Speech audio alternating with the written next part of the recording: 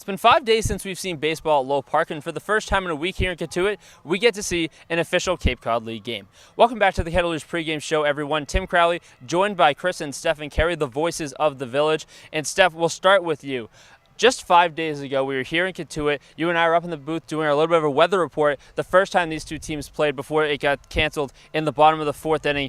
Just take me through what we remember from that night and how important it's going to be for these teams to really get going and give themselves a true shot today. Well, what I can say is we remember the meteorology debut well, but Coach Roberts is going to be really excited to come out here. He was arguing that that game should have been finished or that it was a forfeit. Bourne packed up the buses, and they're going to be fired up. Try and win this game for real and get it on the board officially in the Cape Cod League standings. And Chris, after that game, there was the Wednesday off day that this team had, the rare Wednesday off days. It'll be mostly Thursdays the rest of the season, followed up by that three-game trip throughout the Eastern Division in Orleans, YD, Brewster. How important is it to now find their groove back at home, and they're here for the next couple of days? Well, you said it best, Tim. 3 games on the road against Eastern Division opponents. Now you're at home against a tough opponent, the 5-0 Bourne Braves. What better place than at Lowell Park to pick up your third win of the season? And the pitching matchup's going to be tough, but Hamilton Oliver seems like he's ready for the task. We're going to hear about that Cotuit starter a little more in just a moment, but a matchup that we've been waiting so long for to play for real, a full 9 innings. We're finally going to get that today. And Chris, we'll start with you on the Bourne side. It's going to be Nick Zawak taking the mound out of Xavier. In his first start with Bourne, he went 1-0, 4 innings pitched, gave up 1 hit, only a walk, and 6 strikeouts. Now this guy played with Harwich in 2019 through just shy of 25 innings, but with Xavier, 6-5, 3.15 ERA, the numbers speak for themselves. And now over to the Cotuit side, we're going to see Hamilton Oliver, Steph, who we did see out of the pen in Orleans the other day, was solid in his first appearance of the year. He gets the start today and looks to pick up what he had on Thursday. Yeah, he was your perfect inning eater. He went 3 innings, gave up 2 hits, an earned run, and a strikeout. I mean, just great work. Coach raved about him during the postgame. The numbers speak for themselves at Baylor. He was 2-0 with a 3.77 ERA, 22 strikeouts, and only 11 walks. So it's going to be a good look starting on the mound for the Kettleers. Two starters who have picked up where they left off in their college springs here in their first week on the Cape. Before we wrap up the pregame show and get ready for these two to go up to the booth and take you through the rest of the action on YouTube for the first time in 5 days, let's look at some keys to the game to get Cotuit back to 500. Well, I think first and foremost, the Kettleers offense needs to get to a fast start. Yesterday against Brewster, they gave up 2 runs and couldn't come back from it. Against YD, you saw them score 16 runs. We're hoping they do that today at Lowell Park.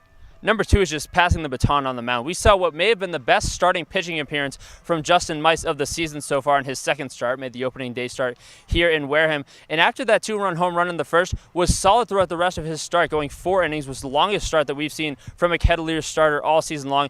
If Oliver can take that baton and run with it today, get this starting pitching rotation in a little bit more of a groove, Cotuit's going to be in really solid shape, not just for today, but for the week moving forward. Yeah, and the last one's get comfy at home. They've been on the road for the last 3 games. The only 2 games they've played at Lowell Park were opening day win and a lead that they had against Bourne, which of course was rained out. Now they get a chance to play at home once again, hopefully this time to get back to 500 with a win against the best team in the CCBL. The 5-0 Bourne Braves, the 2-3 Cotuit Kettleers. The sun is shining. Let's play a full 9 today. So that'll wrap it up for the Kettleers pregame show for Chris Carey and Stephen Carey. Looking forward to their broadcast on YouTube coming up in just a little bit. We'll see you postgame on YouTube later on with Coach Roberts and the postgame report. But for now, this has been the Kettleers pregame show. I'm Tim Crowley. Let's get ready to play some ball. It's been 5 days since we've seen baseball at Lowell Park, and for the first time in a week here in Cotuit,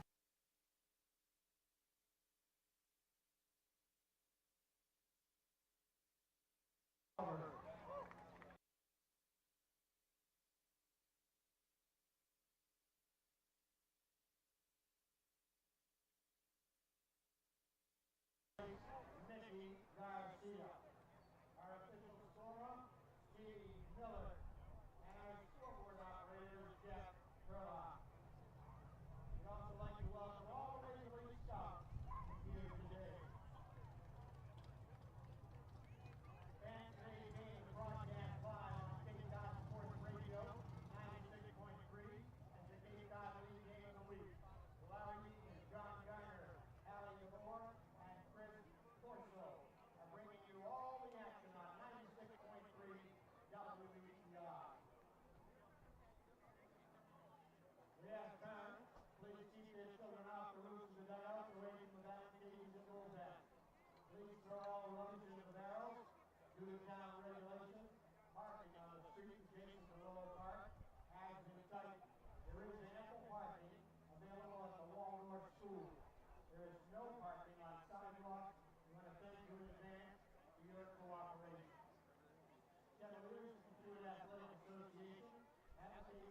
Baseball League are not responsible for damages or injuries caused by baseball.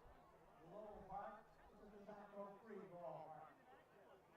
Kettleers, the Bourne Braves, the Cape Cod Baseball League, and the NCAA promote good sportsmanship by student athletes, coaches, and spectators. Profanity, racial or sexist comments, or other intimidating actions directed at officials, athletes, coaches, or team representatives are grounds for removal from the Lowell Park.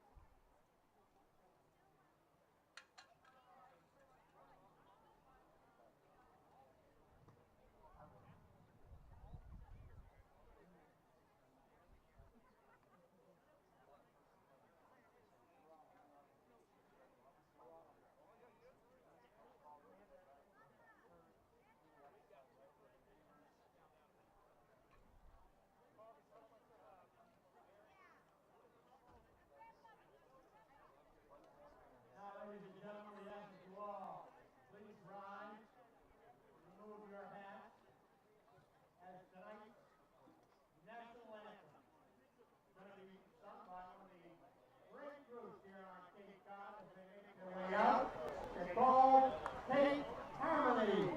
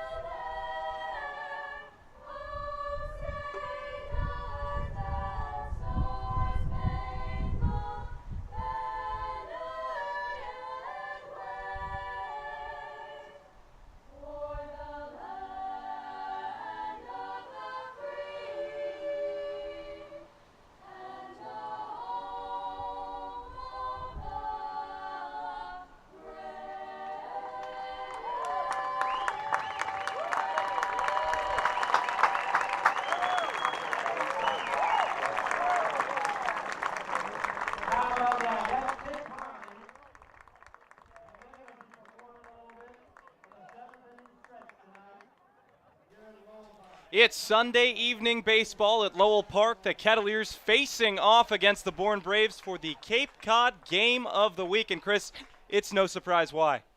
Yeah, the 5-0 Bourne Braves come back for the second time after a rainout on Tuesday, and it's a big game for both teams, Steph. That got called in the fourth inning. Kettleers had the lead 5-3 over the Braves, and they were sent packing home early before the Kettleers could get their second win of the season. And now the Kettleers at 2-3 after a tough loss to Brewster last night is looking to play a little bit of a revenge game at Lowell Park today. Well, as always, I'm Stephen Carey, joined by Chris Carey, welcoming you inside the booth for the sixth official game of the season for the Kettleers after that rain out on Tuesday. So pretty interesting turn of events. Kettleers thought they had a win. Bourne might have had their first loss of the season, but since then have been red hot. But first, I'll give you the starting lineup, starting with the visiting team from Bourne. Leading off, playing center field is Joe Lampe.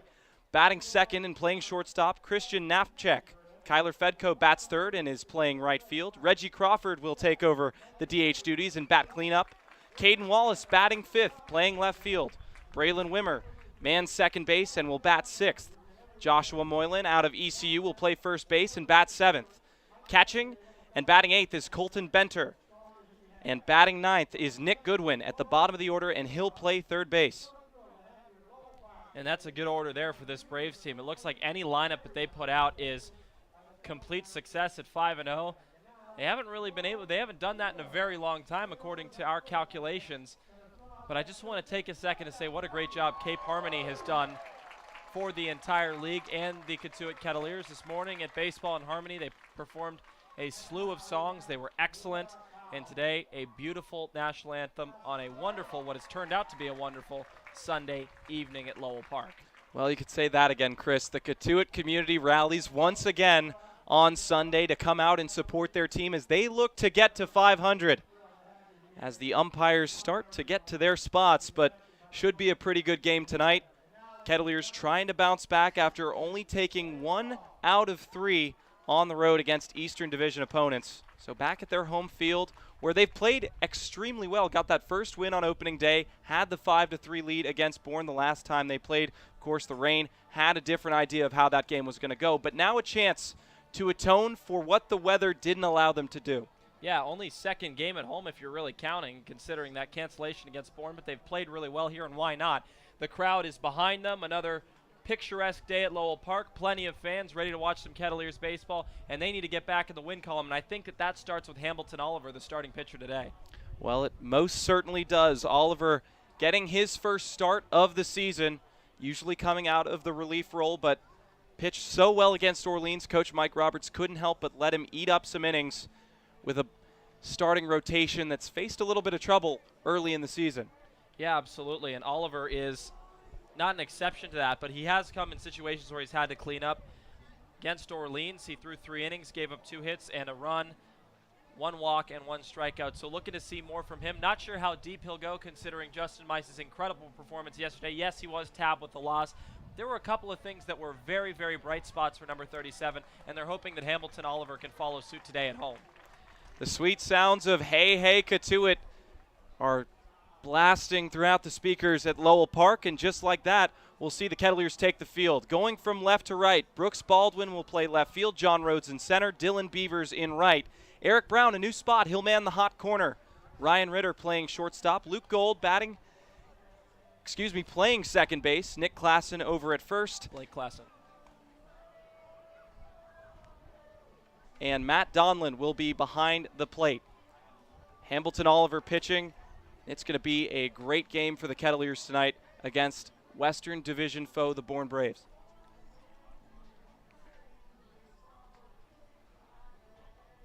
Yep, a great defensive lineup there. Righty heavy, especially considering the left-handed pitcher that they'll face for the Bourne Braves today. But Hamilton Oliver has to get settled in against a red-hot offense in the Bourne Braves.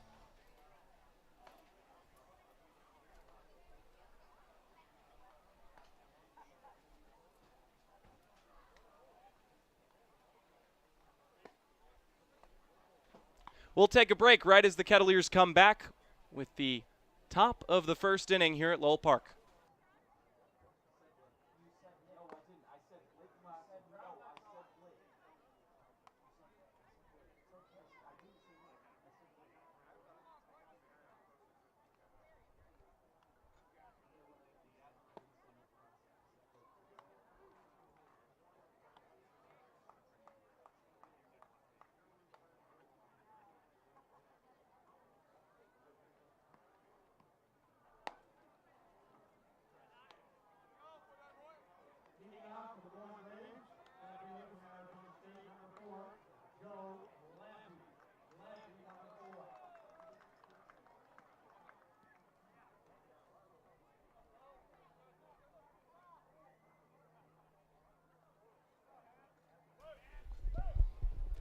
Top of the first here with Joe Lampe leading off for the 5-0 Bourne Braves. Hamilton Oliver gets ready for the first pitch.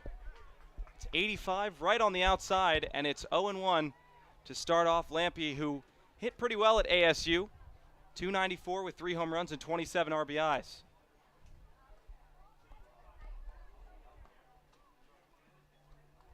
Yeah, solid player for Arizona State. Features in center field mostly for this Bourne Braves team.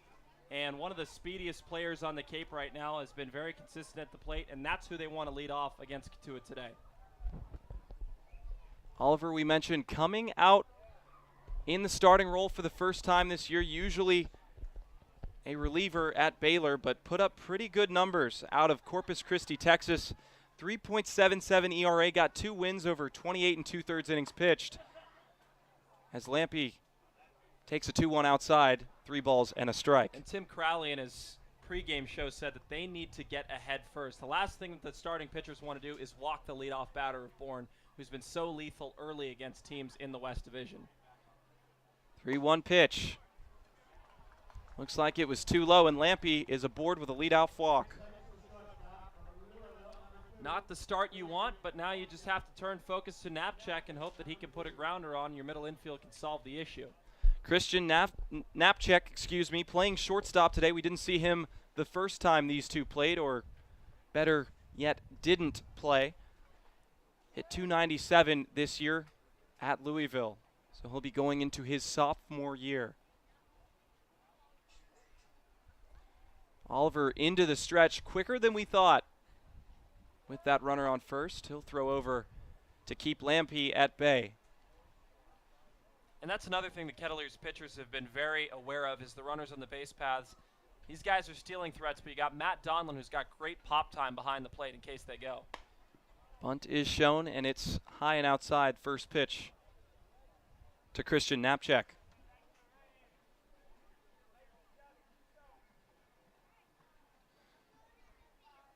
Slight shift on. You can expect that with a lefty-heavy lineup to face the right-handed Hamilton Oliver.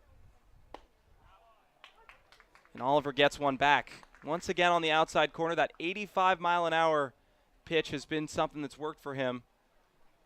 And that's just the changeup against the left-handed hitters. That's the deceiving pitch that right-handers want to go at. And with 2 left-handers to start off, he's trying to get that working early when he starts having to face guys like Reggie Crawford later in the order. See that throw back to Klassen. Klassen back starting at first base after a couple games off. That breaking ball misses low and inside, and will make it 2 balls and 1 strike. Little bit of history on Bourne. They're 2-time champions of the league. One in 1936. Only one of the modern era was in 2009. That, of course, was under the current coach, Harvey Shapiro, who's entering his 18th season. 2 balls and 1 strike to Knapczyk. Another strike on the outside corner, this time 86 miles an hour. So it's that changeup has been the pitch for Hamilton Oliver here in the top of the first inning. And that's still kind of a wide strike zone there. He has to get that fastball going too, or else they're going to be seeing changeup every time. 2-2. Lined out off the end of the bat towards center. John Rhodes giving chase. That's going to find a gap. He misplays it. Coming around third is Lampy. Here comes the throw, and there will be no play at home from Ritter. Braves strike first in the top of the first. It comes by way of a Christian Knapczyk double to the left center field gap. Well, after giving up that leadoff walk, we said it. What are you going to do? Throws a fastball over the middle. Might have been that changeup outside. Knapczyk didn't miss it. And it just hung in the air enough that Rhodes couldn't track it down, then misplayed it off his glove. That easily scores Lampy from first base with that speed. Let's keep it a 1-0 ball game instead of what it's been at times for the Kettleers early. Deep losing games, giving up 4 runs in an inning, etc., etc. Now to the third spot in the order we go. It's Kyler Fedko out of UConn. Big breaking ball, falls right at the knees for a strike, 0-1. Fedko slashed .398 this last season with 12 home runs and 58 RBIs, so certainly a good situation for him to try and bring Knapczyk home and extend the lead to 2.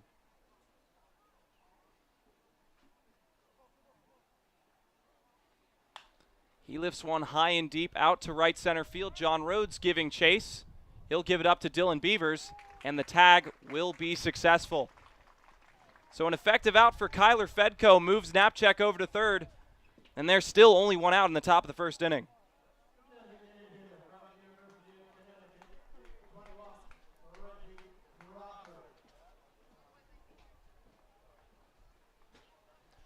And here's a man you don't want to play games with, Reggie Crawford out of UConn. Batted .294 this last season. He's a Swiss Army knife on the baseball field for the Bourne Braves. That's the reason why he's batting in the cleanup spot. He'll roll over, and it gets underneath the glove of Klassen. One pitch, one RBI for number 21 for Bourne. That's a quick 2 runs for the Braves. And this is just tough to see. The infield was playing in. Crawford didn't miss it. Got under the glove of Blake Klassen. Now it's 2-0. Kettleers, last thing they wanted to do, they gave up 2 runs in the last game against Brewster, and now they've given up 2 already. Haven't even gotten out of it yet. Another player we didn't see the first time we played, Caden Wallace. The first pitch buried in the dirt, 1-0. Wallace was the number 25 recruit in the country in 2020. And he started at Arkansas this past year. 14 home runs and 52 hits. So put up monster numbers in his freshman year. The 1-0. Sliced to the right side, foul. 1 ball and 1 strike. And that just talks about the pedigree coming to the Cape. I mean, Caden Wallace, a Razorback, talked about his 14 home runs and 52 hits. And that's for a top team in the country. Now coming to the Braves, who are the top team in the CCBL so far. He's looking to produce early. 1-1. Upstairs. Looked like Donlin wanted to check out Crawford over at first base, but thought better of it. So now ahead in the count is Caden Wallace. Hamilton Oliver behind in the count, so looks like there's going to be a meeting at the pitcher's mound. Chris, what do you think they're talking about up there? I think that he just is trying to talk to him about commanding the zone here. He's given up 2 hits already for RBIs with Knapcheck and now Reggie Crawford. They want to at least force a ground ball, get 1, maybe 2, get that speedy lead runner, and have Wallace on the base paths. If not, you could get 2 with the quick hands of Ryan Ritter at shortstop. Just getting out of the sitting with 2 runs against you, and hope the Kettleers offense can learn from their mistakes yesterday and rally back. 2-1 pitch from Oliver. Shot right up the middle, and Ritter can't make a play. Goes right to John Rhodes, and runners are on first and second with just 1 out. This isn't the ideal start for the Kettleers. That one ricocheted off of the left side of the pitcher's mound and went over the head of Ritter. I don't think he would have been able to reach it either way. But that was a ground ball from Hamilton Oliver. I'm wondering if that was the speech there, but you got arguably your hottest hitter on the team in Braylon Wimmer coming up. 2 runners on. Really have to control it here with that big gap between second and first. Wimmer, a student at the University of South Carolina, hit .271 with 11 home runs and 31 RBIs. As that curveball stays upstairs, 1-0. So you go from one SEC guy to another, and these are hard guys to try and figure out because they face, you already say this is the best pitching in the country, this is the best hitting in the country, best amateur league in the country. You talk about the SEC, and not trying to be a homer here, but the best collegiate players play there, and it's hard to work around them. Now, Hamilton Oliver from Baylor is no joke himself, but he really has to settle in here, and I think that's why Coach Roberts is talking to him right now. Well, he's in a different role than he usually is. There's action in the bullpen. It looks like Andre Granillo is up and moving. We weren't expected to see too many arms, but if Oliver keeps this up, we may have to.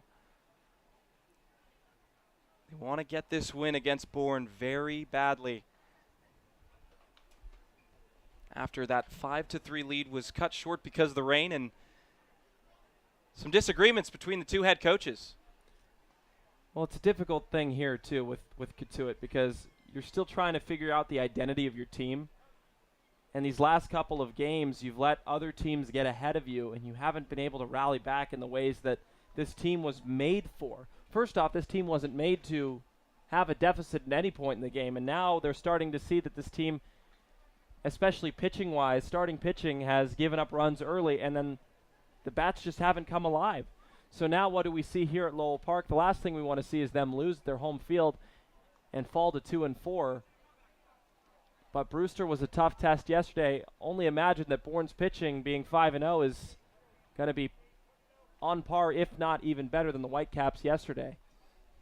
So the 1-0 is incoming to Wimmer. He has a runner in scoring position. He shoots that to the left side. That gets underneath the glove of Brown. One run's going to score, and they're going to hold up. The lead runner at third base, that's Caden Wallace. So the third RBI of the game goes to Braylon Wimmer. That scores Reggie Crawford. 2 on with only 1 out here in the top of the first inning. Not the ideal start for the Kettleers, coming back to their home ballpark after only taking 1 of 3 on the road.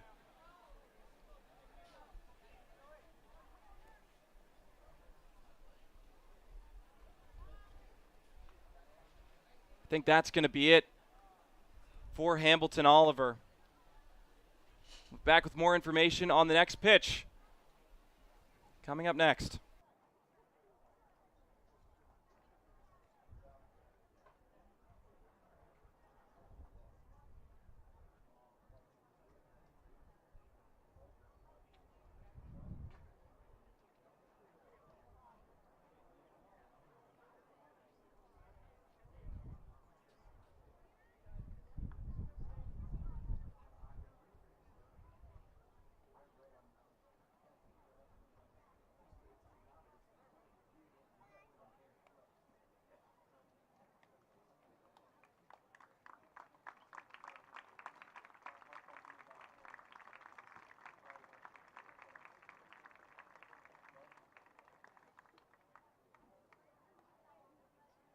Now pitching for the Kettleers, number 52, Andre Granello from Cal Riverside. Granello, number 52, now pitching for the Kettleers.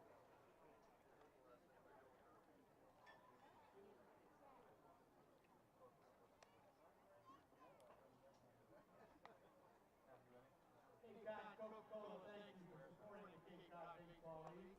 Cape Cod Coca-Cola has been proudly representing the community for over 30 years, running to support Cape Cod Baseball League and other wonderful organizations on the Cape.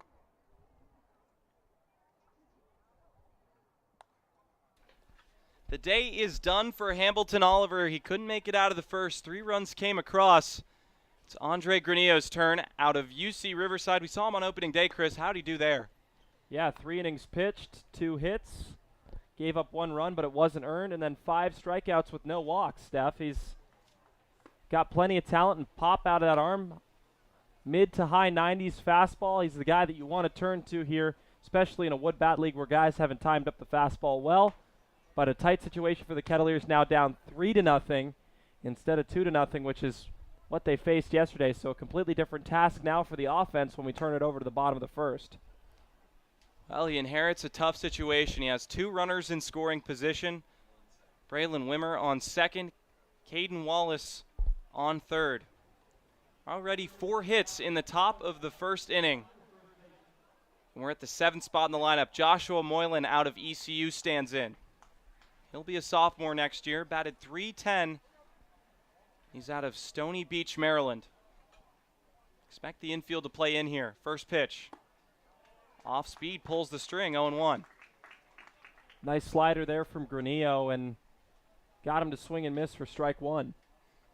These guys are looking for fastballs after pretty much everybody through the top 6 spots of the order have hits.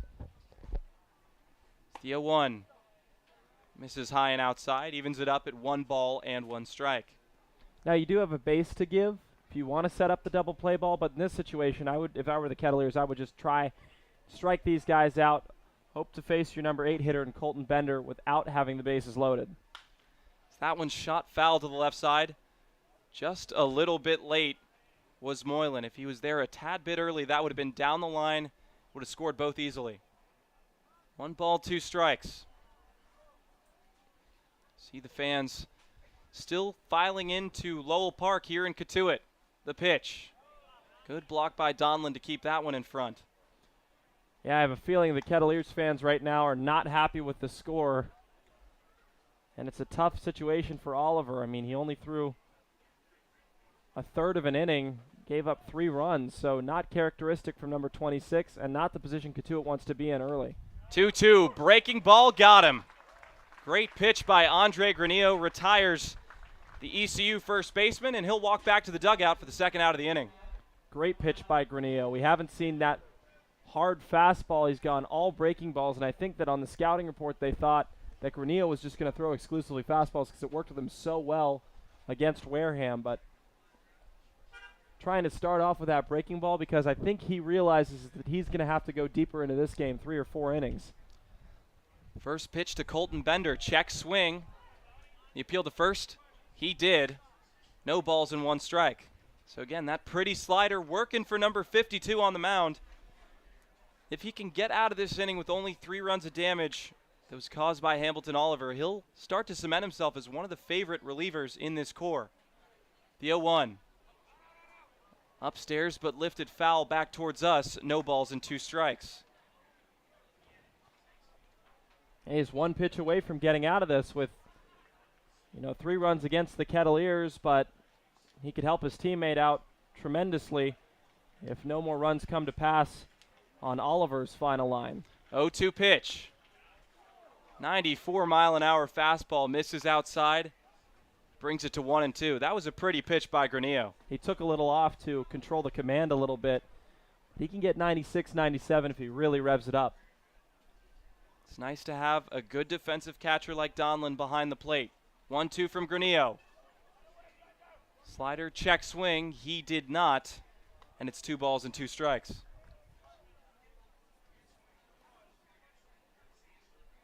So you got 1 more pitch to deal with here until you load it up. In the count, excuse me. Even count. Incoming. Fastball upstairs. And Colton Benter has worked the count full.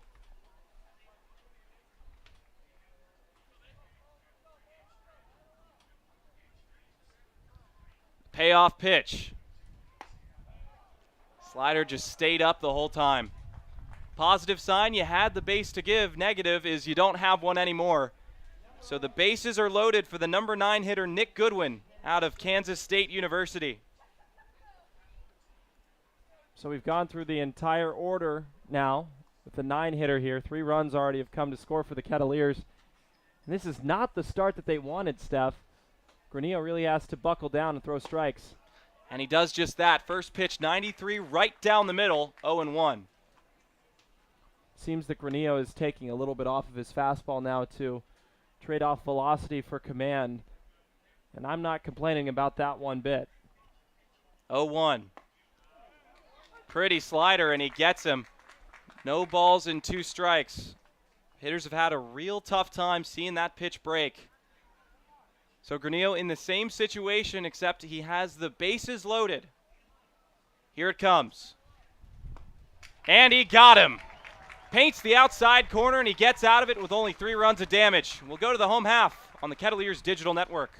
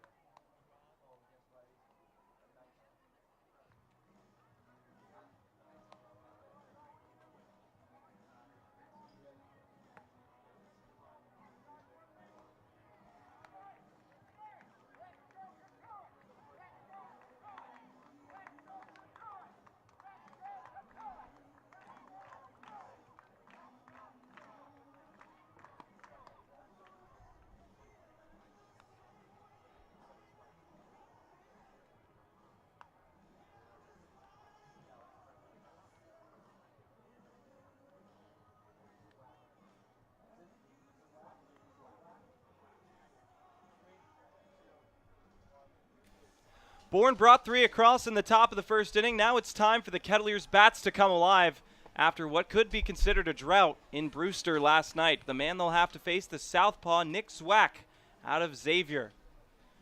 Well, Zwack at Xavier went 6-5 with a 3.15 ERA, as we touched on in the pregame. 75 strikeouts, 33 walks in 80 innings pitched. Now in 2019, he played with Harwich, just under 25 innings pitched there. And his last start with Bourne, 4 innings pitched, 1 hit, no runs, 1 walk, and 6 strikeouts. Bourne's now 5-0, and this is a tough opponent to face for the Kettleers batters. But this starting lineup is a different one, Steph.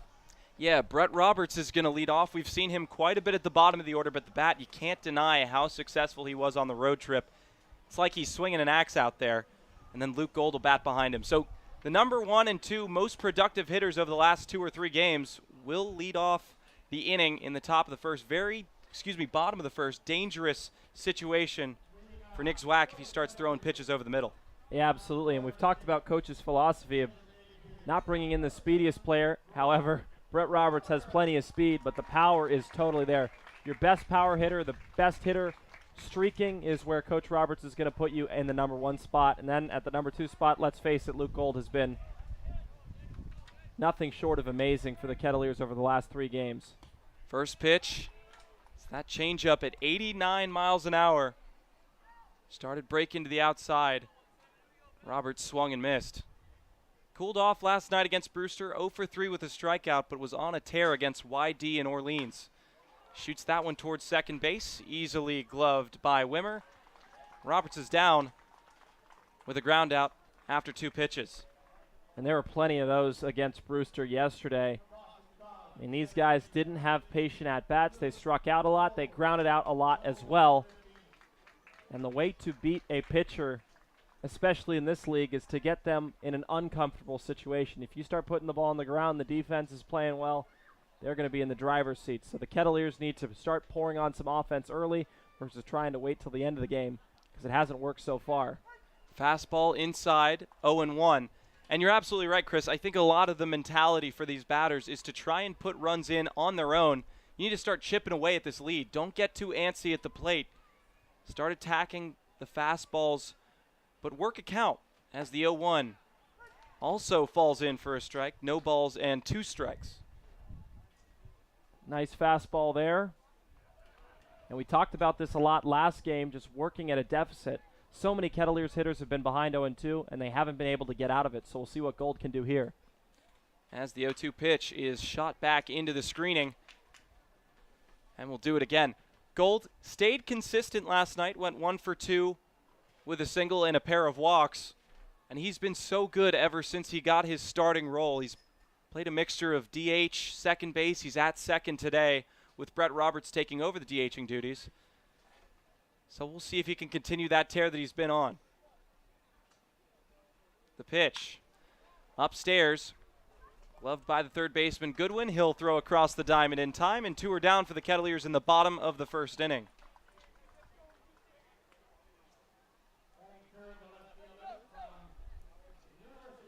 Goodwin had to move to his left there, a chopper, and then back-to-back groundouts. That was a little bit better of an at-bat from Luke Gold, but not by much behind the count. So now you have to hope that Brooks Baldwin, in an unfamiliar position here, batted twice on the right side yesterday, is getting a chance here early against a lefty. Baldwin had to have 2 right-handed at-bats as he shoots one down the right field line, but foul, 0-1.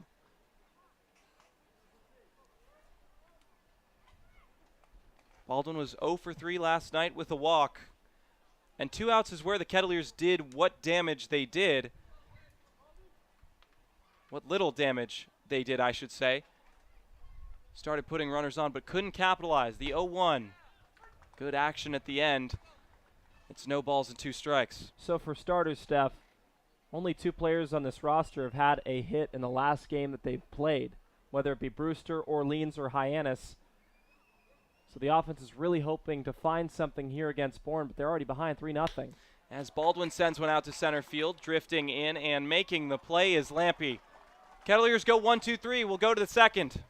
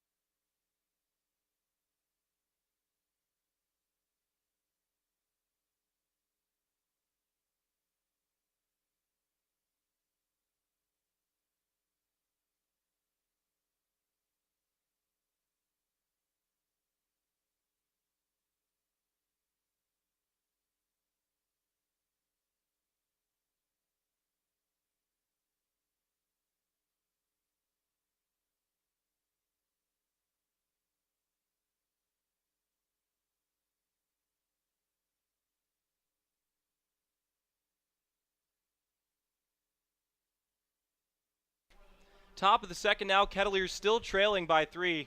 The negative, Chris, is that the top of the order is coming up, and that's never a good sign when you're in the top of the second inning. Positive, Andre Granillo did excellent work in relief of Hamilton Oliver. Got 2 batters to strike out looking, got himself out of a jam with 2 runners in scoring position, and now he'll face Joe Lampe for the first time. He shows bunt, tries to push it down the third base line, but couldn't get it to go fair, 0-1. Yeah, Lampe trying to pull a fast one on the Kettleers defense. And Brown wasn't set on the infield grass, playing more than a few steps off of the bag, and Lampe's speed probably would have gotten a base hit there. Granillo gets the call on an outside changeup, no balls and 2 strikes. And it looks like Granillo's pitching to the outside of Lampe because he was afraid that Lampe was probably going to try and lay down a bunt. And the location there was trying to get him to foul it away once more. Slight shift on the right side of the infield. Chopper towards Klassen, but out of play. No balls and 2 strikes. And if Granillo can just keep firing strikes in, getting ahead in the count of Bourne's batters, it's going to be a good day for him. He had a great showing against Wareham, and now in a very tough position, down 3-0. 0-2, buried in the dirt. That changeup didn't do what Granillo wanted it to. Maybe tried to get Lampe to fish for it, but he wasn't biting. Good selective eye at the plate. He walked his last time up and later scored a run by way of the Christian Knapczyk double.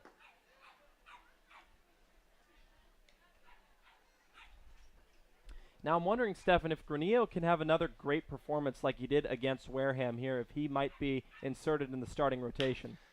Line shot right at goal. Jumping grab and a pretty play by a guy whose glove has been a little questionable in terms of what people thought he could do. We usually see him more at the DH spot, but I have to say he's been excellent at second base so far this season. Has handled every chance he's had at second base, whether it be a grounder in the hole or a liner, perfectly. And he may have a chance to compete for this spot every single day and not just be a designated hitter. Now, at Boston College, he played a lot of third base, played a lot of DH. So they have a lot of pieces to work around with here, but that's a good luxury to have for Cotuit. Goes with that slow slider again, thinking that maybe Knapczyk was going to show butt for a second time, but he did not. Knapczyk's ahead in the count, 2 balls and no strikes.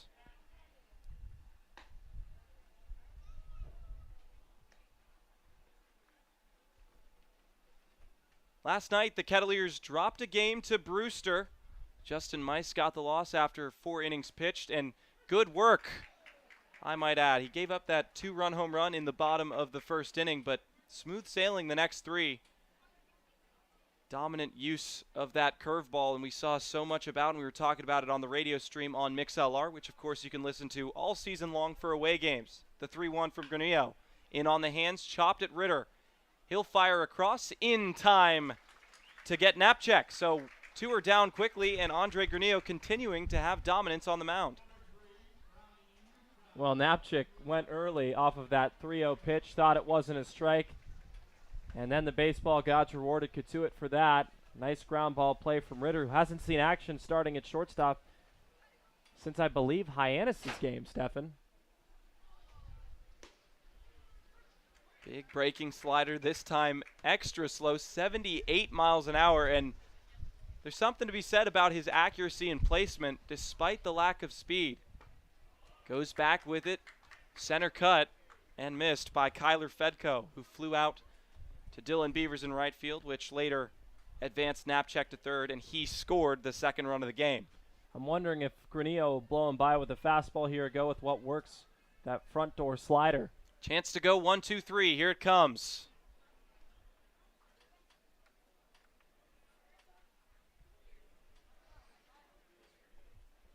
Granillo has a certain poise about him. So he'll fire in the 1-2. Check swing, and he got him to swing at it. 1-2-3 goes Granillo, and the Kettleers bounce back after a tough top of the first inning.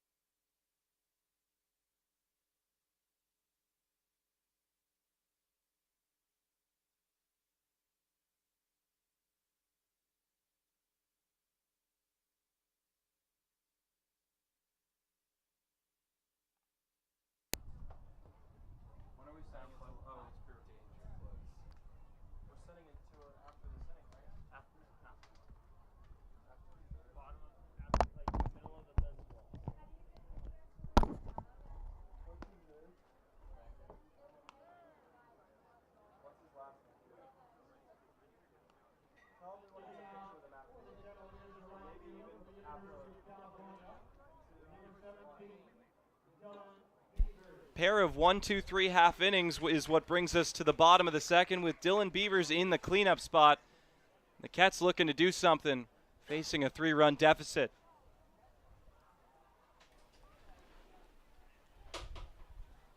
First pitch to Beavers.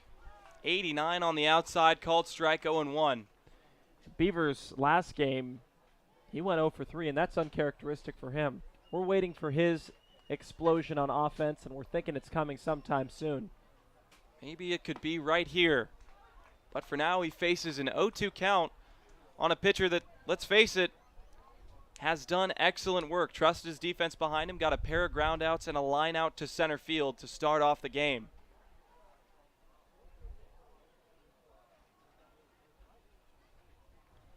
Oh, 0-2 pitch. Just misses outside. 1 ball and 2 strikes. Well, the command is absolutely there from Zawak. Fastball, fastball, fastball. Couple of inches away from each other, and the first 2 were strikes, and the last one was just barely off the plate. Tons of room up the middle if Dylan Beavers can find a way to time one up. Instead, he shoots it right at the shortstop. Knapczyk will throw to first, and the stretch will be enough to get Beavers by about a step. Good play there by Knapczyk. He had to get to the ball in a hurry, slow roller, and then sidearmed it over. Another coverage on the other side by Moylan to make that stretch and stay on the bag. The Kettleers ground out woes continue here in the second, it seems. John Rhodes, one of 2 players on this team to get a hit in every game they've played in. That's him and Luke Gold. As the first pitch misses low and inside, 1-0. Folks, it's the CCBL Game of the Week.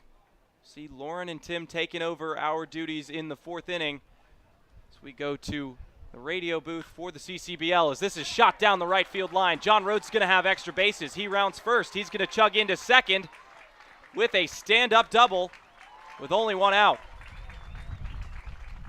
And this is something we haven't seen in a very, very, very long time.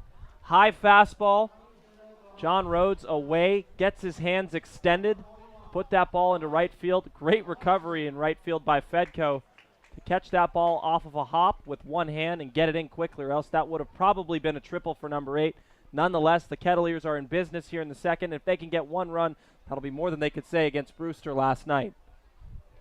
And here's the guy that the Kettleers want to heat up again, about to face a couple more innings.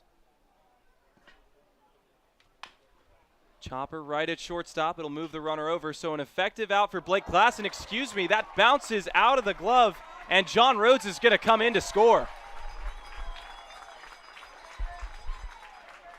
Blake Klassen gets bailed out by a throwing error by Knapczyk at shortstop. Kettleers break the seal here in the bottom of the second inning. And I know it sounds like, okay, 1 run versus 3, but that's a very, very important run for the Kettleers here. Now they've got Andre Granillo, who looks more comfortable. They get that elusive first run because they couldn't do it yesterday against a team that has a very tough pitcher. And now your right-handed bats are starting to come alive here in the bottom part of the order. Now it's Eric Brown Jr.'s turn. There it goes, that fastball on the inside. It's been so pretty and so hard for these right-handed hitters to see. I'm just happy to see Eric Brown wearing the number 2 jersey now after wearing the number 5 for the last 2 games because of a button malfunction with the pretty maroons they've gotten. Brown got inside on 1, rolled it over towards Coach Mike Roberts, who is wearing the number 5 jersey. And it's no balls and 2 strikes. Something tells me he's happy to go to Lowell Park and put on his pinstripes and button down his own uniform. But in a heartbeat, he'd give his jersey to any of his players. That's how much he cares. And it was evident after even that loss against Brewster. Still positive, still happy, still ready for the next game. Man is a man of the community, to say the least. Here's the 0-2. Just misses inside. Looked like a similar location, but Brown got out of the way, and it's 1 ball and 2 strikes. That was a good pitch. Bender just lost the spot and didn't frame it the right way. Possibly could have been a called 3rd strike by Caraco behind the plate. See Brown with that Strange batting stance. We really haven't seen a ton of production from him since opening day, where he hit that 3-run home run out towards the Kettleers bullpen.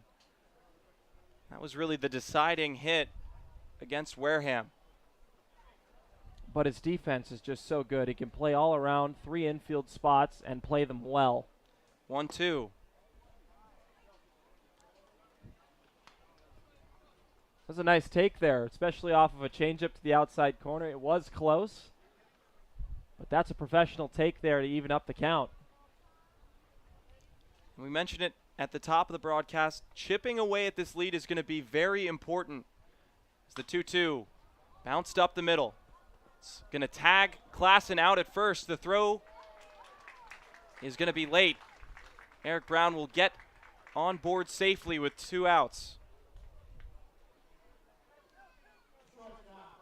High chopper, good play there by Wimmer to stay with it and apply the tag to Blake Klassen, who tried to get out of the way, to his credit. Tried to turn a double play out of it, but the inning is extended for Ryan Ritter because Eric Brown has plenty of speed.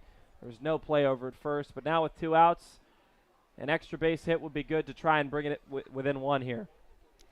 Here's a guy who deserves one, Ryan Ritter. We haven't seen a ton of production from him offensively, as a high fastball falls in for a strike, 0-1.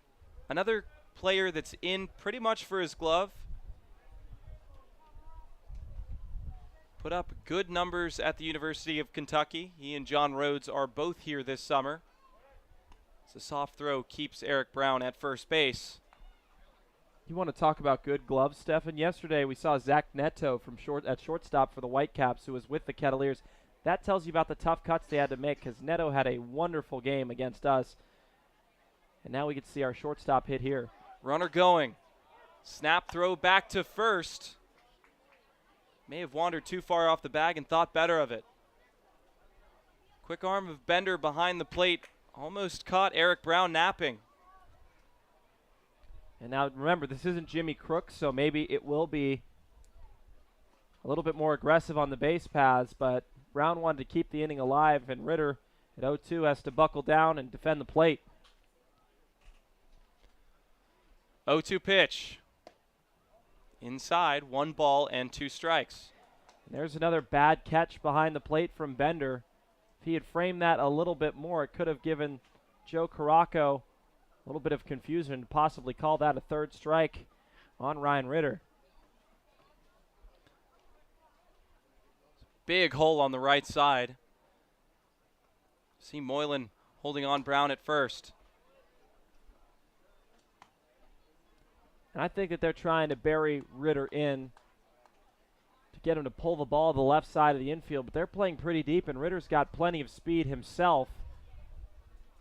And then that would turn it over to Donlin, who's had his hitting woes, but defensively has been a gem for Cotuit behind the plate. Straight 2s on the scoreboard, if you could see it, folks. 2 balls and 2 strikes. The pitch to Ritter. He fans on it, but the Kettleers bring 1 across and cut the deficit to 2. We'll enter the top of the 3rd inning on the Kettleers digital network.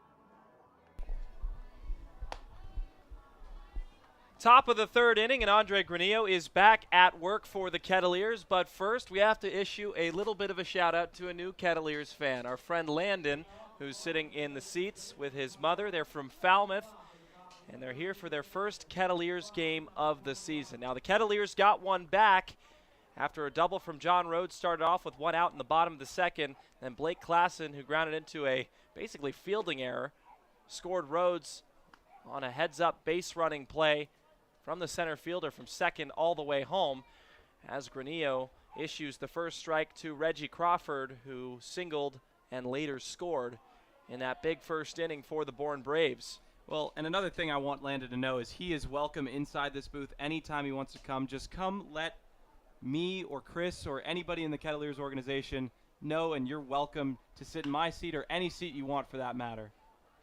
As Crawford skies that one into left, should be easy for Baldwin, and it is for the first out.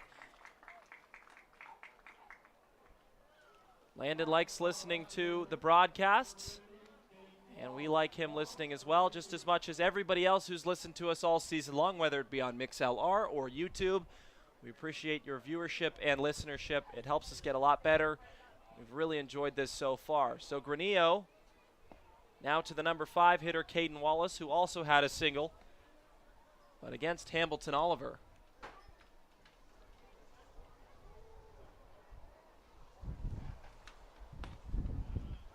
High fastball falls in for a strike at 91. Granillo has retired 5 straight so far. Look to make it 6 here against the product of the University of Arkansas. And a slider gets him ahead again. Yeah, and he just looks so confident out there, so comfortable in this relief role, and he's eating up innings. He's getting outs. That's the most important thing for Coach Mike Roberts, is just not letting the damage start to fester. Swing and a miss. Another strikeout for Granillo. That's number 4 on his day, and it seems like he's really finding his stride here on the Cape after a wonderful performance against Wareham to now in this middle relief, long game, whatever you want to call it, from the product of UC Riverside. Well, it's funny, after his opening day relief work, we told him, hey, great work. What's your secret? How do you do it? And he just said, you know, man, it was just a good game. So humble about everything, just goes about his business.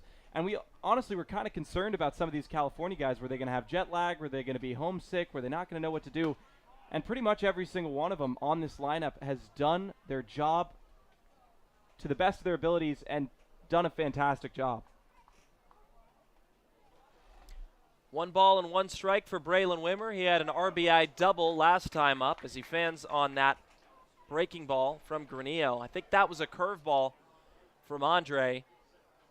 This features a slider, a nice changeup, that fastball, and now this curveball. What will it do at 1 and 2? He'll do what he does and strikes him out swinging.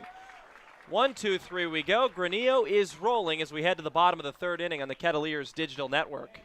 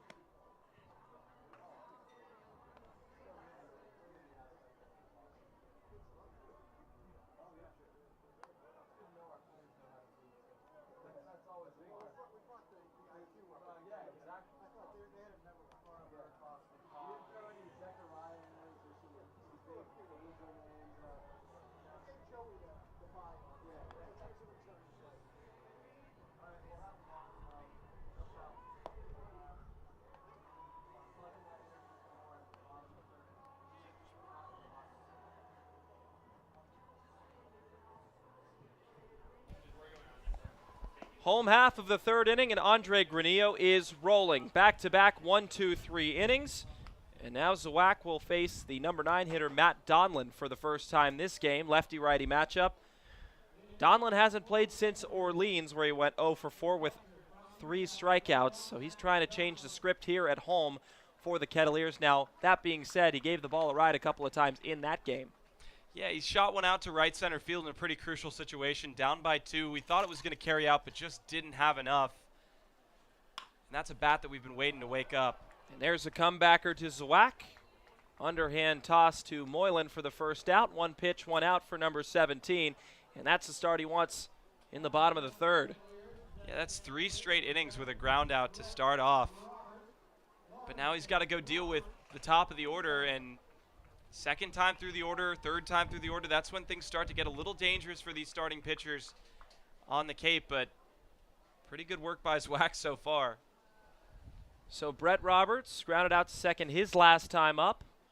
Was on an offensive chair on the 3 road games that we played, takes a first pitch outside 1-0. Now the previous game for Bourne, they played the Wareham Gatemen at home at Doran Park. Beat the Gatemen 6-5. To improve to the only 5-0 record in the CCBL today, as Roberts fouls that one back. Tristan Vreeling got the win, went 1 1/3 with 3 strikeouts and 3 walks to close out the game. A 4-run 4th inning for the Braves helped the win, and the team scored 6 runs on 7 hits and only struck out 7 times offensively. 1-1 to Roberts. Breaking ball, grounded to Napchik. And that'll be enough to get him for the second out of the inning. So 2 straight ground outs for Brett Roberts brings up Luke Gold with 2 outs. And he'll have to swing with nobody on the base paths here in the third. Yeah, and you mentioned Vreeling's win last night for Bourne. It came in a pretty crucial situation. He came in the 8th with 2 outs. He ate up an inning and a third. And, I mean, that's just pretty much all you can ask. That's a closer role, but getting 4 outs down the stretch is really, really hard. Gold turns on a slider and fouls it back to the fence line, 0-1. You put anything inside to Luke Gold and hang it, it's going into the trees, as we saw with 3 home runs in 2 games, spanning over Orleans and YD. So the 0-1 to the Boston College product is a fastball low. 1 ball and a strike. And it's kind of become a trend for the Kettleers to put people aboard with 2 outs. They haven't come up with much. They haven't been super aggressive on the base paths like we thought they were going to be. But 2-out hits, 2-out rallies, that's been what they've done.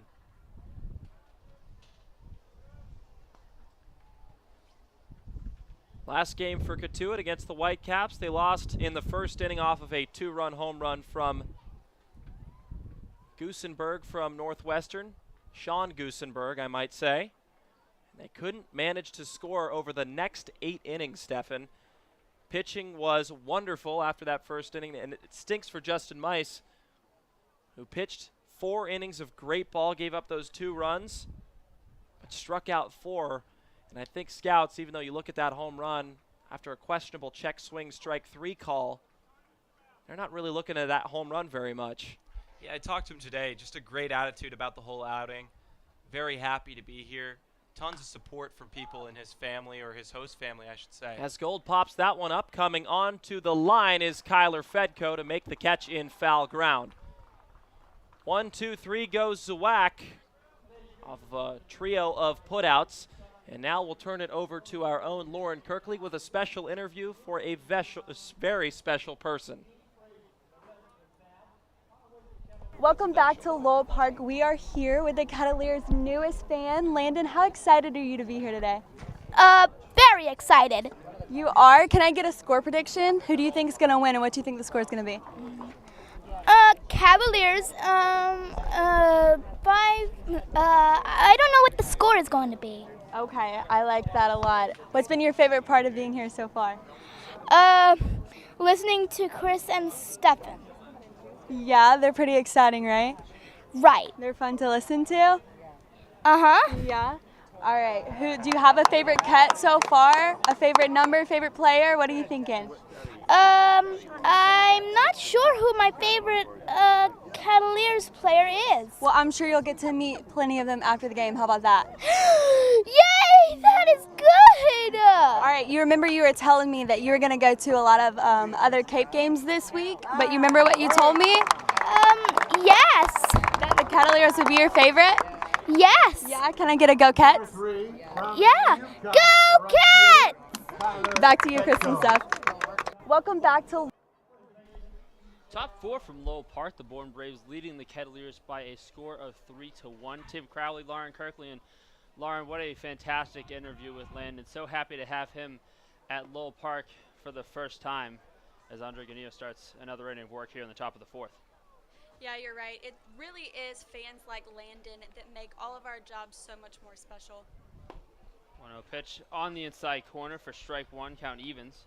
Be 7-8-9 in the Bourne lineup. Moylan, Bender, and Goodwin for the visitors. Neo kicks in, delivers.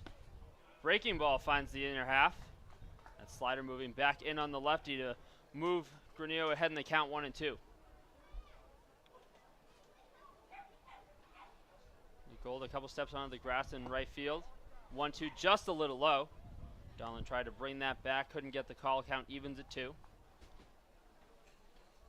This Cotuit pitching staff finding their way after the 3-run first inning for Bourne. They pitched shutout ball ever since. Next one home, grounded right back in front of the mound. Granillo over to his right, fires on to first, and in time to get Moylan for out number 1. Rule that one a 1-3 put out in your scorebooks at home.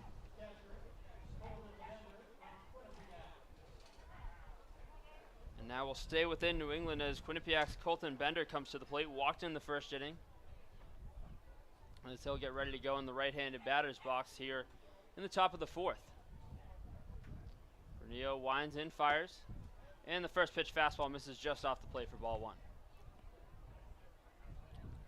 Bender on the season, down in Connecticut, hit .266, 3 home runs with 19 driven in. As the next one's lined into center field, that'll get over a leaping Luke Gold for a base hit. John Rhodes over to field that one. And Colton Bender now has a 1-out single as we reach the bottom of the Bourne lineup and Nick Goodwin.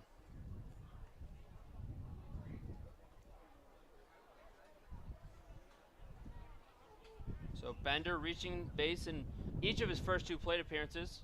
The base hit now in the 4th, as that'll bring Nick Goodwin to the plate, who was caught looking in the 1st. Granillo checks and will fire over, and that's going to get past Klassen. The runner will move to second. Blake Klassen chasing that one down. Bender will take a quick look, but he'll stay at second. So the erratic throw from Granillo allows the runner to advance into scoring position for Bourne. Dancing on the E1. As Goodwin will step back in and await the first pitch. Bender takes his lead off second as Granillo fires home. First pitch breaking ball makes its way across the plate, finds the outside corner for strike 1. 277 on the year was Goodwin at KSU. If he gets on, check his speed. Stealing bases at a 70% clip this past spring. 1 strike pitch on its way. Another breaking ball misses just high across above the letters as the count evens at 1.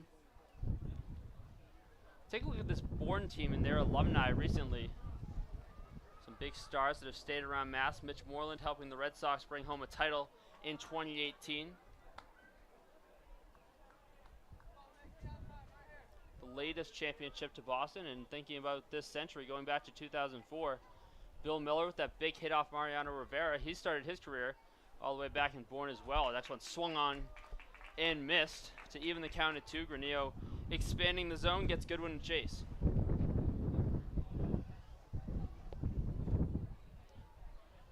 Bourne looking to extend the lead after the Kettleers cut it to 2 in the bottom half of the second. 2-2 home.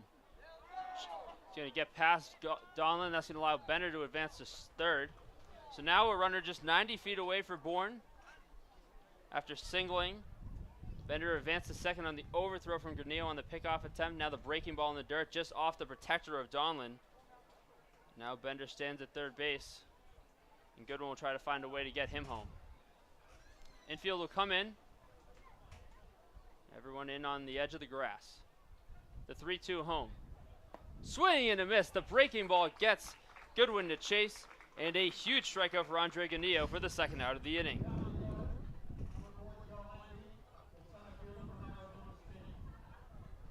And Lawrence, something about watching Andre Granillo on Sundays at Lowell Park. A terrific outing on opening day, and he's just looking to continue that here against Bourne. The runner on third stays in the stretch. And the first pitch fastball finds the outside corner for strike one. Back up to the top of the order with Joe Lampe out of Arizona State. Walked in the first and scored, lined out to second in the second. Next one home, lined into left field. That'll get down for a base hit. From third comes Goodwin, and it's an RBI single for Joe Lampe, and the Bourne Braves extend their lead to 4-1.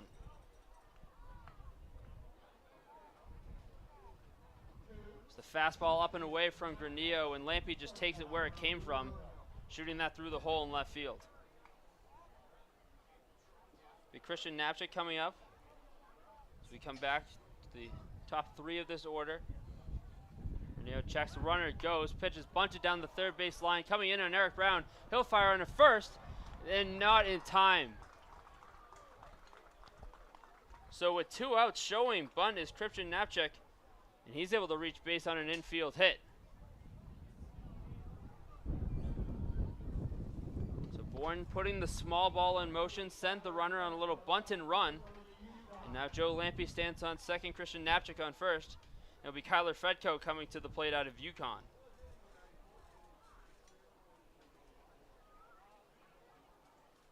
So 3 hits on the inning for Bourne. Still 2 runners on. Granillo sets and checks. Fires down and a breaking ball misses low for ball 1. Fedko, a terrific 2021 season at UConn, hit .398 with 12 homers and 58 RBIs. Nailed the long pause and delivers the 1-0. Breaking ball finds the outer half with a freeze. Fedko to even the count at 1.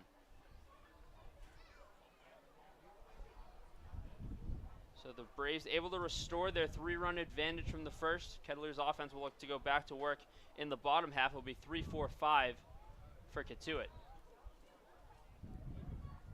We'll check the runner at second. Nothing doing for Lampe.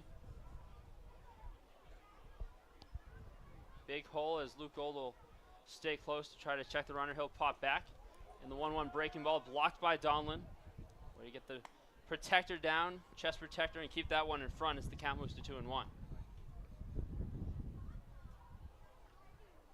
We've talked at length over the last few days about the defensive abilities of Matt Donlin behind the plate. And the UConn catcher going to work as his counterpart stands in the batter's box. That one's in the right field. That'll get past the diving Luke Gold from a base hit. Lampe's going to round third. He will score. To third goes Knapczyk, and another RBI hit for the Braves as Kyler Fedko delivers to extend the lead to 5-1. 3 straight hits for the Braves.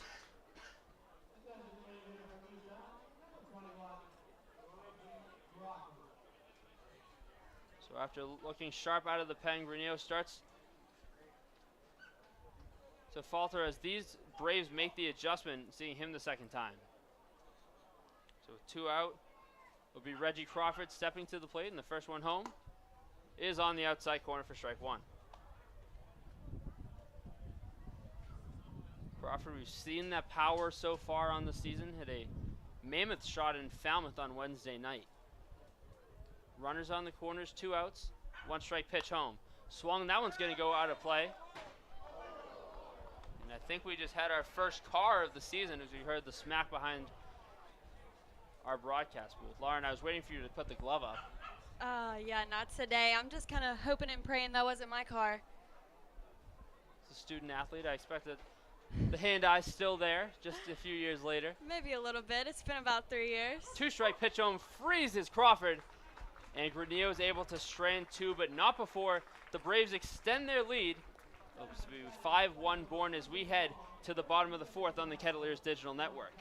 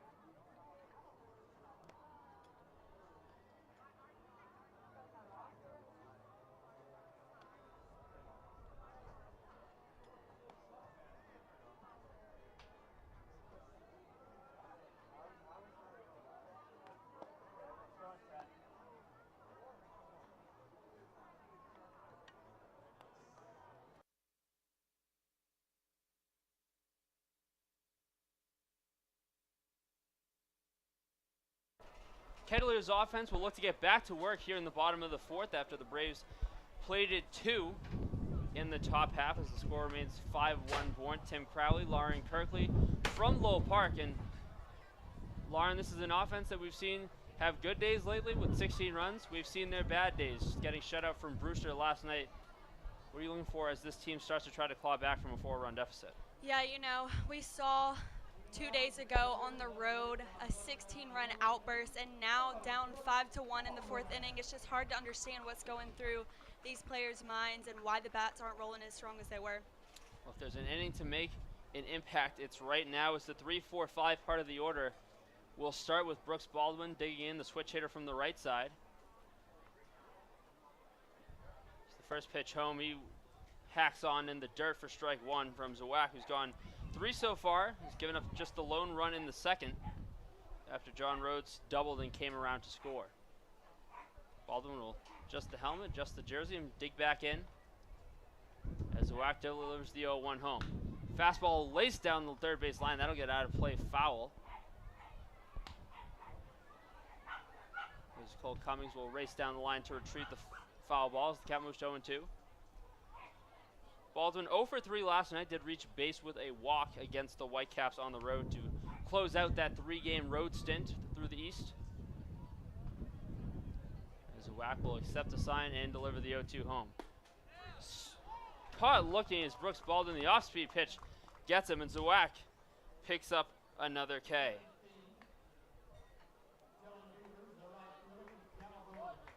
So with 1 out in the inning, we'll see the lefty-lefty matchup as Dylan Beavers steps to the plate, who grounded to short in the second. Similar stat line to Baldwin last night. Once again, 0 for 3 with a walk was the outfielder from Cal. First pitch home. Changeup misses inside, tailing in on the lefty as the count moves to 1-0. Still waiting to see that power from Beavers. You know, he has it gap to gap and just looking for another opportunity to watch that smooth swing from the left side. Zawak kicks and fires the 1-0. Broken bad liner to the left side on a hop and firing across in time. It is. How about that play from Napchik, ranging to his right and making the throw all the way across his body just in time to get Beavers for out number 2. So 2 groundouts to short for Beavers on the day. That one a little more emphatic. So with 2 down in the inning, will be the man who scored the lone run so far for Cotuit so far on the day, John Rhodes. Again, doubled in that second inning, came around to score. And with 2 outs, he'll look to start another rally and try to push across at least another run for the Kettleers. So Wack fires home and paints the outside corner, but just off as the count moves to 1-0. Rhodes 1 for 4 last night, struck out twice but did single against the Whitecaps down at Stony Brook Field. So Wack pauses, kicks and fires with the 1-0. This fastball finds the outside corner as the count moves to 1-1. Saw Rhodes get an off night during the week. He's been back in the lineup the last 2 nights, patrolling center field for Cotuit. Waves the bat over the right shoulder, 1-1 home. Breaking ball curves back across the plate, and when nicks the outside as the count moves to 1-2. Yeah, you know, this is not something that we are not used to seeing in John Rhodes. I mean, he's a very patient hitter. He sits back and waits for what he wants. Try to protect as the 1-2 on its way. Fastball in the dirt, blocked by Bender. Keeps that one in the circle. Fires back to Zawak. So it's been 3 2/3 for the Bourne left-hander, staying efficient, working to just 1-run ball through that span. 2 balls, 2 strikes, 2 outs, and the pitch home to Rhodes. That one's laced into the Bourne dugout. Avoids any heads down there. And we'll do the 2-2 again.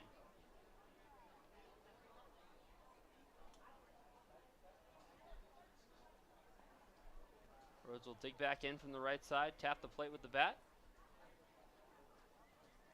Find his rhythm in the box, and we'll get ready to do the 2-2 again.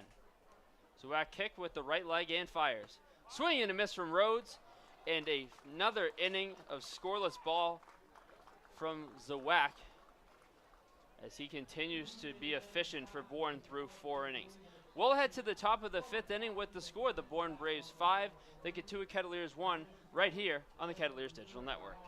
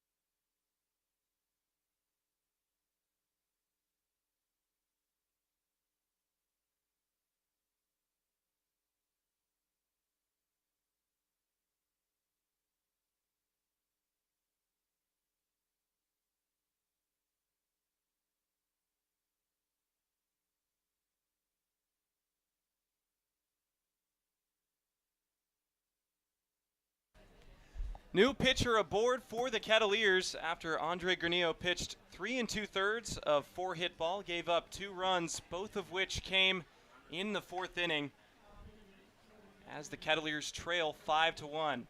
We welcome Alyssa and Bella from Cape Harmony. Excellent performance today. They opened us up with the national anthem, and as I understand, you guys are going to do a little bit more later as the game progresses, but what does it mean to get to come together and perform such beautiful music at a park like Lowell?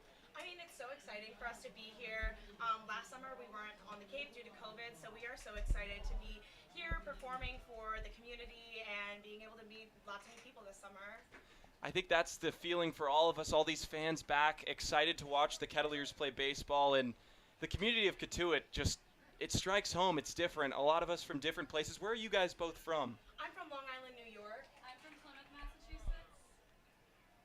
As Matt Donlin is down, looked like that one hit him in the legs, but we'll talk about a subject different than this. This will give us a good time to get to know you guys a little bit better. What's the story behind Cape Harmony? I know you guys have become a staple in this community at church performances, at local events like this. How did you guys come together from different parts of the country?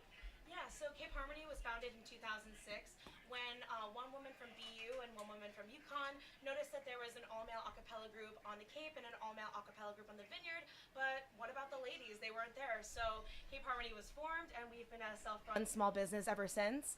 And we have an audition process, and we audition from all over the country to come here and perform for the summer. That's excellent stuff. A lot like what's going on the diamond. These guys are the best of the best. And folks, if you didn't hear the national anthem, these girls are the best of the best. Very resemblant of all the success that the Kettleers have had. And it's the same can be said about you guys. I mean, I was there at the church service this morning for Baseball and Harmony. And they performed several songs, all of which just had my jaw on the floor. I took my grandparents. They were really enjoying it and just raving about Cape Harmony as they licked and ate some wonderful Polar Cave ice cream. I don't know if you guys took part in that. We are huge fans of Polar Cave. It is, once again, another staple in this community. But how exciting is it to watch these Kettleers play? I know 2-3 record coming into today. I don't know if you guys are big baseball fans, who you guys like back home. I know I'm a lacrosse player of recent, so I know you are from Long Island. It's big sport up there. But, you know, you're seeing some of the best talent in the country come together. Some of these guys are going to be MLB players coming forth. But, you know, where do you guys go to school? Where do you guys go to college? I go to SUNY Potsdam in upstate New York. And I go to UMass Amherst, Western wow. Mass. So there's a lot of Massachusetts connection with you. Did you know about the Cape League before coming here, or is I it? did, yeah. And someone actually who graduated from my high school, Joey Walsh, is one of the Kettleers, which is very exciting. Yep, Joey Walsh, one of our relief pitchers. He read some scripture this morning, if I'm not mistaken, and it's always good to see the guys getting active in the community. You won't see anything like this across the Cape. I've been to several of the ballparks, and the turnout, the excitement in Cotuit is unrivaled as Matt Donlin gets up, and it looks like he's going to be okay to go. But what's your musical background, guys? How did you get into this? How did you decide that singing was something you wanted to do for the summer? I'm sure it's a long story, but we got plenty of time, as you can tell. No outs here in the top of the 5th inning. I think that a lot of us really just grew up with a love of music. We were all really involved in our high school, be that choir, a cappella. A lot of us are musical theater kids. And when you get to college, the environment's just so different. And I think all of us would agree that the family and the community that we've found in Cape Harmony is unmatched to any other experience we've had musically and also just like socially, I'd say. First pitch from Shadden Peavy House is fouled away, 0-2 now the count. I know for the players, they stay with host families. Do you guys do the same? Do you have Airbnbs? Do you have a similar living situation? I'm just trying to get informed for all of our listeners who listen to your guys' wonderful music, but maybe don't know the backstory, the behind the scenes of Cape Harmony. Yeah, so we all rent a house together. So all 10 of us live in a house together on the Cape. We've lived in the house, Cape Harmony has lived in the same house in Hyannis for as long as we can remember. So yeah, it's just a really fun time to not only get to make music with people, but we live together, we hang out together, we eat meals together, we watch TV together. So it's a very large bonding experience as well as a musical performing experience. Caden Wallace is down on strikes, but that sounds incredible. Almost like being in a sorority in a sense, coming up, the summer sorority. Call yourselves the Cape Harmony girls and just enjoying your time like the rest of us. You know, you've probably seen all the people in the maroon shirts. Those are all our interns. It's a small army, as we like to joke. But, you know, you mentioned musical theater, your backgrounds in those different types of things. Do you guys have a favorite play, a favorite musical, anything that comes to mind, or a favorite type or genre of music that you like to sing the most? I know that you had a solo today. Oh, yes. It was wonderful. Say everyone right now is obsessed with Mamma Mia. We all are just really into the music there. It's always playing. We're always begging to watch Mamma Mia. And you might hear a Mamma Mia song from Oh, us yes. sometime later in the summer at one of our shows. So maybe you'll have to come see a show too. Well, see us sing some Mamma Mia. So now the anticipation is looming. Now you guys have me interested as the 2-1 pitch is fanned on by Braylon Wimmer, who was down on strikes his last time up. Do you guys have any spots that you want to hit while you're in the Cape? I know being in Cotuit, in the greater Cotuit area, it's a smaller village. It's a tight-knit community, as we've hammered that point so many times, not just in this interview, but throughout the broadcast. Have you guys taken trips anywhere, gotten to view it, or are there places that you want to go before the summer runs out? I'd say as a Mass resident, there are so many places that I want to drag these girls to. I want to take them to Boston. We've been talking about going to Nantucket. We've planned a trip to Martha's Vineyard on July 4th. I don't know, taking them to all the fun spots. But also, I'm pretty new to the Cape. I don't really know any place here to go. So open to suggestions always. Well, you know, Polar Cave and the Kettle Hoe are going to be the constant here in Cotuit, but tons of great spots. My family and I are living in Hyannisport this summer, so pretty areas to go. Provincetown, a lot of fun if you want to, you know, go have a night out up at the top part of the Cape. I don't really know how to describe it directionally. Can you tell I'm from Florida? It's definitely coming out in stride, but you know, it's always wonderful to hear such a talented group of girls come together and entertain, because baseball is great, but the other things that they bring to Lowell Park is what makes this one of the greater ballparks in all of the country. And you guys have only added to the nostalgia, the benefit, and the welcome warm feeling that people have as the runner's going, and it's spoiled foul by Joshua Moylan. Sorry, folks, sometimes I have to break the interview to call the action with a 1-1 count to Moylan, but it is your first year with Cape Harmony, or you guys have been with the group for a couple of years now? So this is both of our second year in Cape Harmony. However, last year was completely virtual due to COVID. So this is everyone in the group's first year being on the Cape performing. So it's very a different experience than what we did last year with virtual choir videos. And so we're all really lucky to be experiencing the Cape together for the first time. So acoustically, is that one gets away from Donlin. It's going to be his second pass ball of the game.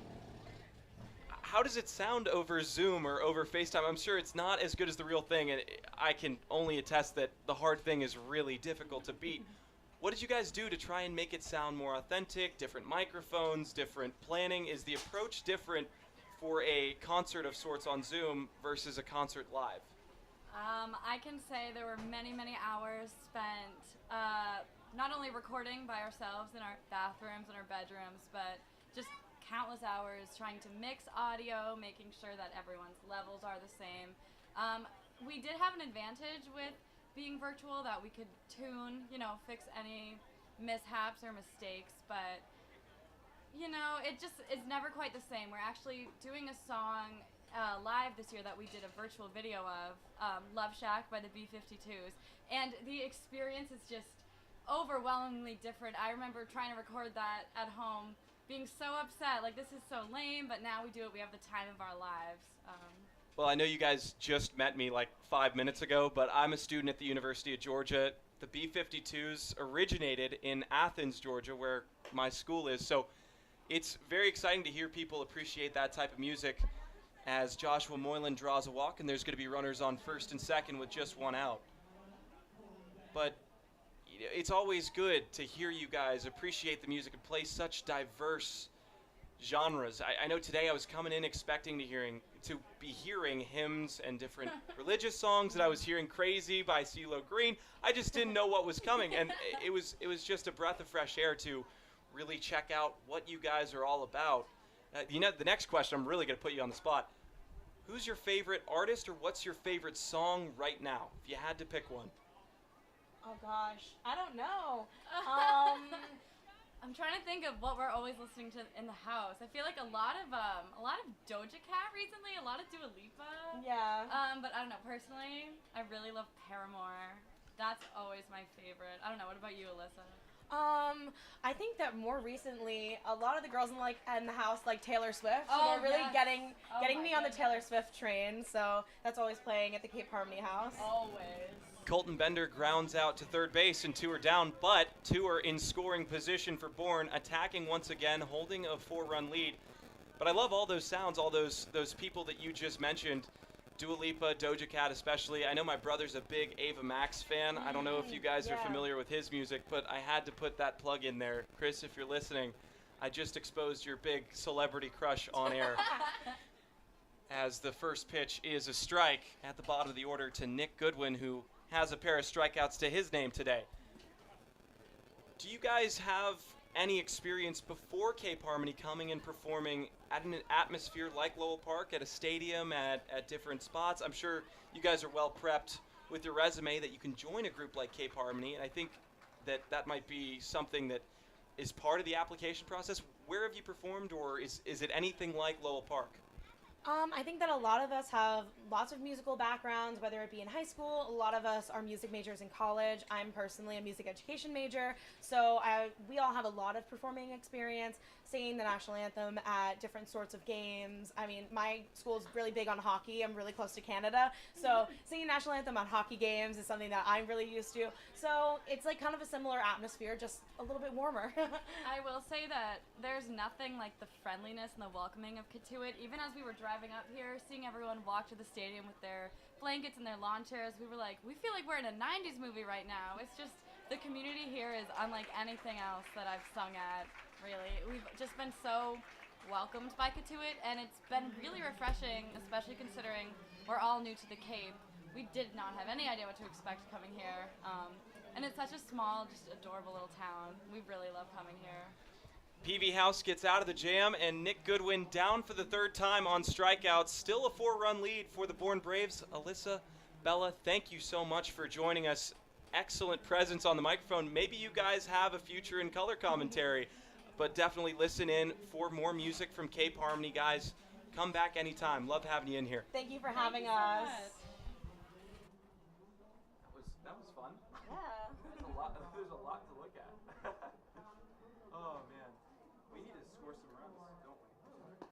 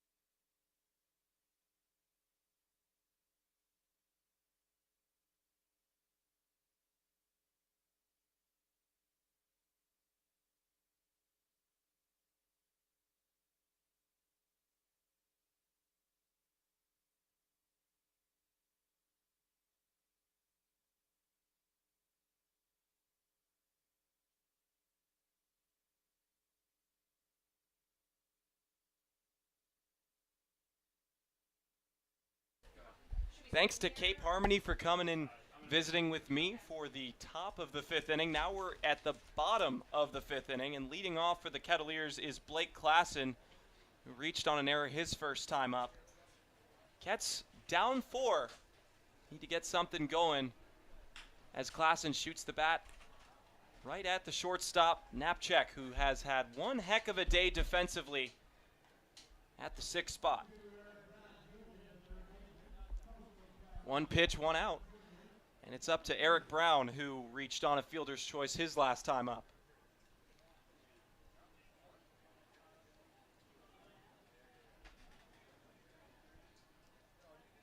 Cotuit was 3-1-1 against Bourne last year. Looking to come back and get a win tonight at Lowell to bring themselves back to 500. Tomorrow they start a home-and-home against the Hyannis Harbor Hawks, so be on the look for that. Home game tomorrow, away game on Tuesday. As the 1-0 misses outside to Eric Brown. Boy, has Eric Brown been quite a spectacle defensively. He's played at third base, shortstop, and second, and hasn't gotten a chance to get comfortable at any position, but looks super comfortable at each one of them. 2-0. Line back into the screening, 2 balls and 1 strike.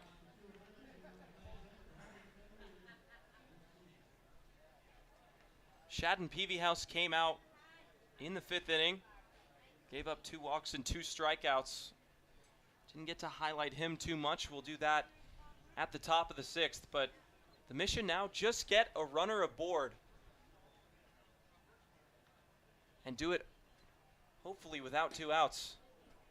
As Brown is brushed off the plate with a 90-mile-an-hour fastball right at the ankles. Be on the lookout for Cape Harmony tonight as they plan to sing Crazy by CeeLo Green. Heard that today at Baseball in Harmony. As Brown loses the bat and fouls it back, and the count is full, 3-2. It's always so cool to see fans here in 2021. We didn't think it was going to be a possibility, but stadium chairs lining every bit of fencing down the right and left field line, and of course the beautiful new stands right behind the Kettleers dugout, and the brand new stands right behind the Bourne Braves dugout. So 3-2 incoming to Brown. Swing and a ball lifted into center field. Drifting back is Wimmer. And he'll drop the ball. The sunlight got him. Brown's going to slide into second safely, and that ball came in to hit him right in the midsection. Oh, you hate to see that for number 2. Reached on an error by Wimmer, the second baseman, who just lost it in the sun. The Kettleers have a runner in scoring position, but we'll take a brief break while Brown is evaluated.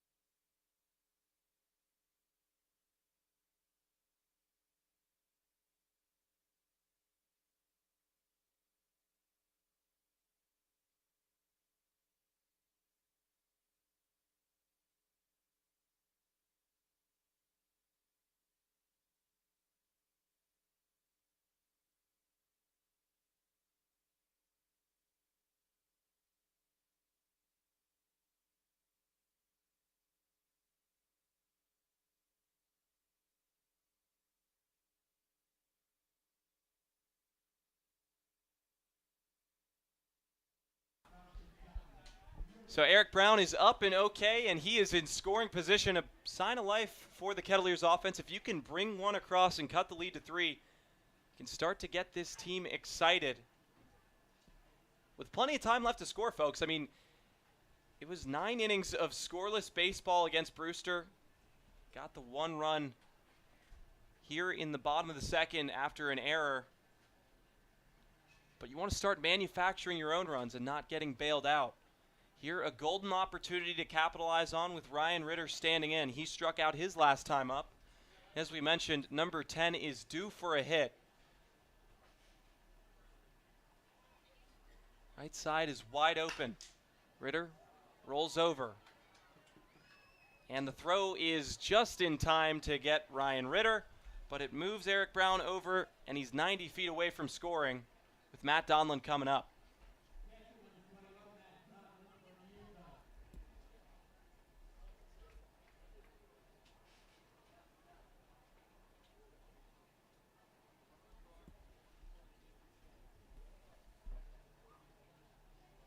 Donlin grounded out softly to the pitcher his last time up. Out of Yukon. Looking for his big first contribution at the plate. First pitch he sees, 92 right at the knees, 0-1. Folks, you may be wondering where Chris is. Well, I have no answer for you. I have no clue. I think he may still be talking over to the people doing the game of the week for the Cape Cod Baseball League. No, we do not have twin telepathy contrary to popular belief.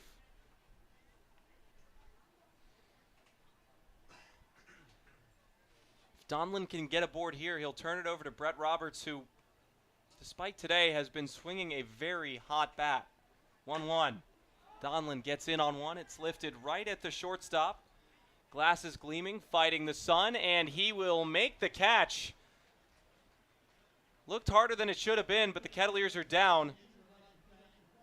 After the bottom of the 5th inning, we'll enter the 6th on the Kettleers Digital Network.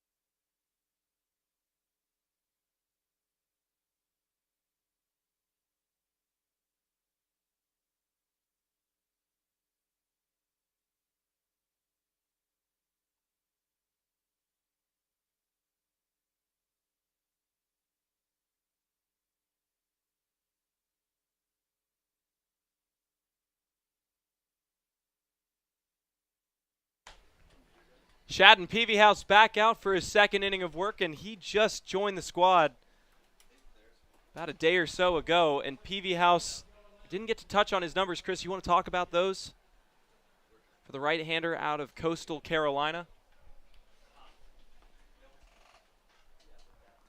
Yeah, Peavyhouse, 20 appearances for Coastal Carolina, 3.61 ERA. Allowed 39 hits in that season, 25 walks, and 49 strikeouts. So a guy that likes to pitch hard and pitch for strikes. As we're back to the top of the order, Joe Lampe fouls one off the front leg and out of play, 0-1.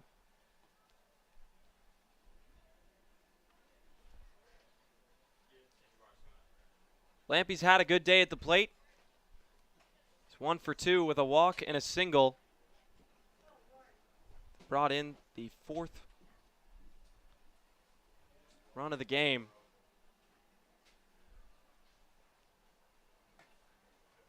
As Peavyhouse drops a changeup in and Lampe can't catch it.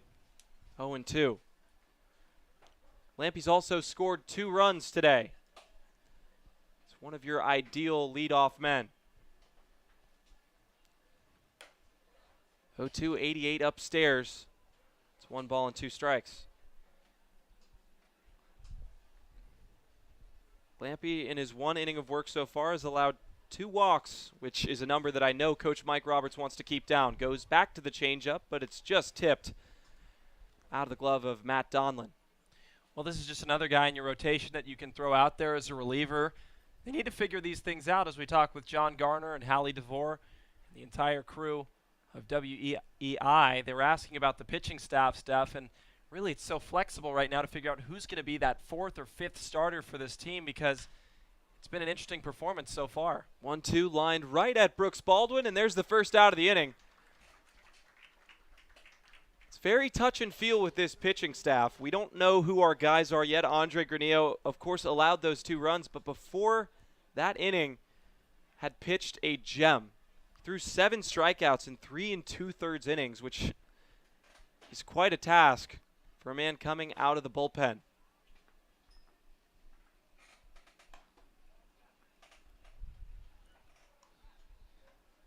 A little bit about Bourne. They became an expansion team in 1988. They joined Brewster. It's one of the last few teams to join the Cape Cod Baseball League. They rebranded from the Canalmen, was their former team name. Team furthest east on the Cape. Of course, you have Wareham that's just off the Cape. That slider misses inside, 2-1.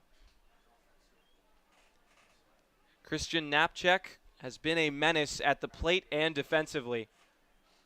It's a double, a single, and an RBI. Brought home the first run of the game. And we didn't see him in the first game at all over at shortstop. When the Bourne Braves came to town the first time, playing over at short was Tanner Schobel, who went 0 for 2 that game. It looks like Knapczyk has had the number of the Kettleers today, like a lot of these offensive players for the Braves, much to the chagrin of Coach Mike Roberts. 2-2 upstairs at 90. Saw a similar pitch last at bat. See if he goes back with that big breaking changeup. It has been so difficult for lefties to catch up to. It's a fastball that's lifted as Luke Gold calls off Blake Klassen, and there are 2 outs in the inning. So 2 fly ball outs has been what Shadden Peavyhouse has contributed in the top of the 6th. He's done pretty good work, if I do say so myself. Absolutely, and pitching to contact for the Kettleers relief has been what they've needed to do, and at times they've left things over the middle. Looks like Peavyhouse is trusting his defense, and right there Luke Gold made a wonderful play in foul ground to call off Klassen. Kyler Fedko takes a shot at right, but it tails out of play, 0-1. Good attendance here at Lowell Park. Not quite what we saw at opening day, but still excellent to see, as to be expected on a Sunday evening where their Kettleers are only at home for really the second time, as this ball's grounded right at Ritter. Strong throw in time to Klassen at first.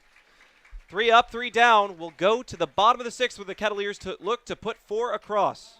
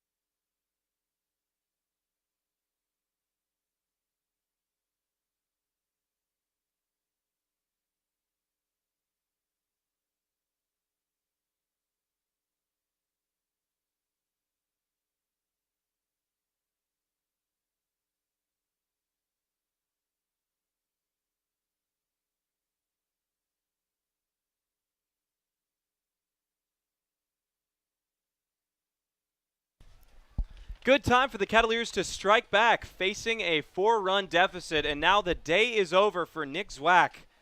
He went 5 innings, gave up 2 hits, only one run, but it wasn't earned.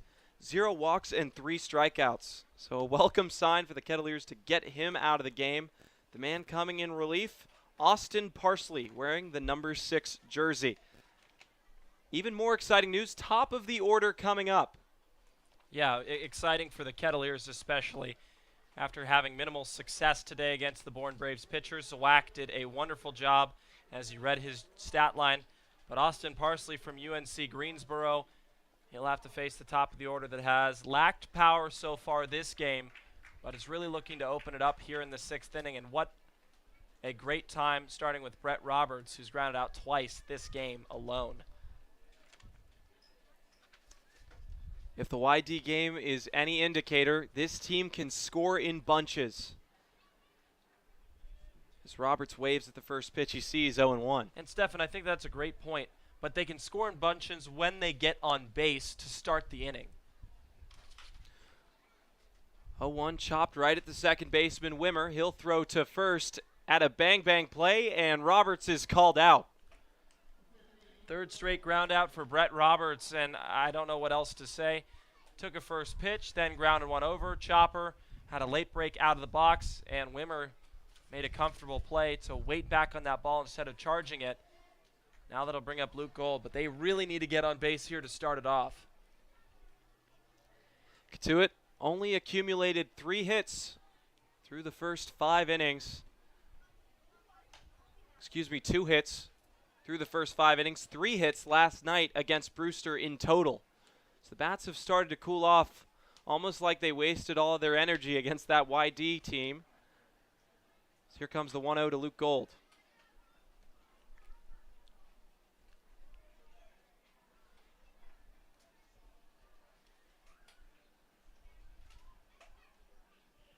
Don't throw pitches inside to Luke Gold right now. You got 4-run difference, but a home run off the bat could really spark this offense right now. It looks like I made a mistake on the number in who's coming in relief. Don't know if we've touched on that yet. Yeah, Steph, we thought we saw the number 6 jersey. It's hard from our vantage point, but it's actually Benjamin Etheridge from Southern Miss into pitch. Excuse me, that was my mistake, Stefan. Gave you the wrong stat. We're still in spring training, couple games in. Had a good game so far. Trying to limit blemishes as much as possible. Well, we know we have one fan tonight, and that's really all we need for now. 1-2 incoming to Gold. Fights that one off, and it gets over the screening. MLB scouts beware. Yeah, and one of a kind person. Great interview from Lauren Kirkley. Really got to see his joy of being at Lowell Park, and that's really what this is all about. It's the fans, the community, love of the game. As Roy Reese so poignantly spoke it in our preseason video. Luke Gold, big cut and a miss. Went upstairs with it, couldn't get it. 2 are down for the Kettleers in the bottom of the 6th inning. Comfortable for Etheridge to start off the inning. Now he'll look to the lefty batting, Brooks Baldwin. That's his first time on the left side of the plate today. Still has work to do. Kettleers need to start pouring on some offense here, as they weren't able to in the later parts of last game, and it seemed like they've been extinguished from Zwack, and now Etheridge coming in.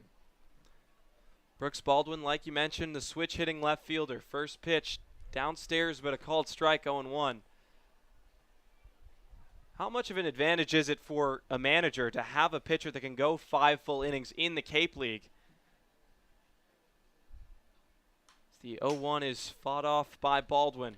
I think it's just a different approach to the game. You know, Harvey Shapiro, 18th season, been there since 2003. He knows where the starting pitchers need to be, and if they're doing well, he wants to see them go deep because, let's face it, the scouts want to see them go deep as well. And just tough break for Hamilton Oliver today. He'll bounce back, probably in a relieving role in his next appearance if we were to guess. But that being said, you know, it's just a tale of 2 pitchers today, and that seems to be the narrative so far in the early parts of the season. But Cotuit needs to try and get back. They don't want to fall to 2-4. right now, the way they're playing, it looks like that might be their fate. 0-2 incoming. Buried in the dirt. Good block by Bender behind the plate. And that's just a waste pitch there from Etheridge. He's trying to get Baldwin to bite, but the patience from the lefty really is paying off here. You know how the catcher's doing a good job is if you don't call his name too many times defensively. I haven't had to call Colton Bender's name nearly at all today. 1-2. Lined right up the middle, and Brooks Baldwin's aboard with 2 outs.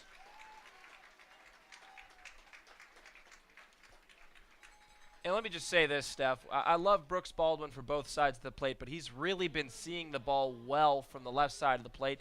Now that sets up a power threat in Dylan Beavers. If he can get one over the fence, that's a 2-run ball game in the 6th inning, and then you're really not at an insurmountable task of getting back into this game. Like we mentioned, Beavers really hasn't had the all-star moment that we've been waiting for from him. First pitch, bounced foul to the right side. First base coach Kyle Hankins had to get out of the way. Now that being said, Stefan, Dylan Beavers is having his, not even struggles, because he's been consistent. He's gotten on base. He's done everything he's needed to defensively. This guy is such a talent, but it takes some people longer to figure it out. But when they do, mind you, they really put it together. And I think Dylan Beavers is next on this lineup to do so, because if they wanted to give him a day off, they would, but they realize how much potential and how much consistency he brings to the table, and they want to get that out of him by leaving him in the lineup. Brooks Baldwin's going. Here comes the throw. It's going to get away out into center field. Baldwin never saw it. Could have taken third base, but he's in with a stolen base. Tough break for Cotuit. Great stolen base, great jump from Brooks Baldwin. Bender had an off-target throw, but the shielding from the middle infield of the Bourne Braves seemed to confuse Baldwin. He did have an awkward slide into second. I wonder if that contributed to him not advancing to third. But nonetheless, if Beavers could swing the bat and put it through the middle, it's going to score Baldwin, make it a 3-run difference as opposed to a 4-run difference. And I know that doesn't sound like much, but in this game, every run that they get counts for a lot against a very tough team in the Bourne Braves.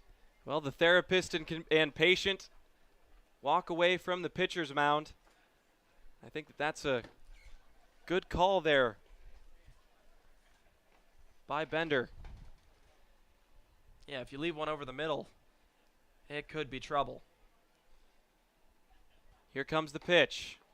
Misses Lowell outside, 2 balls and 1 strike. Now an even crazier situation to think about is the next power threat on deck. John Rhodes already with a big RBI. He scored the lone run of the game for the Kettleers.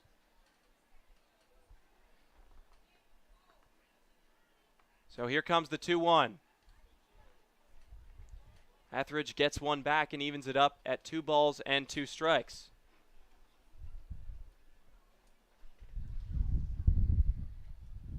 Beavers really likes to go to that left side.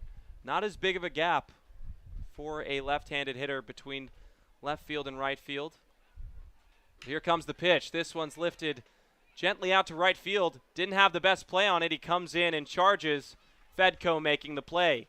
Kettleers can't capitalize on the runner in scoring position. We'll go to the top of the 7th inning after this.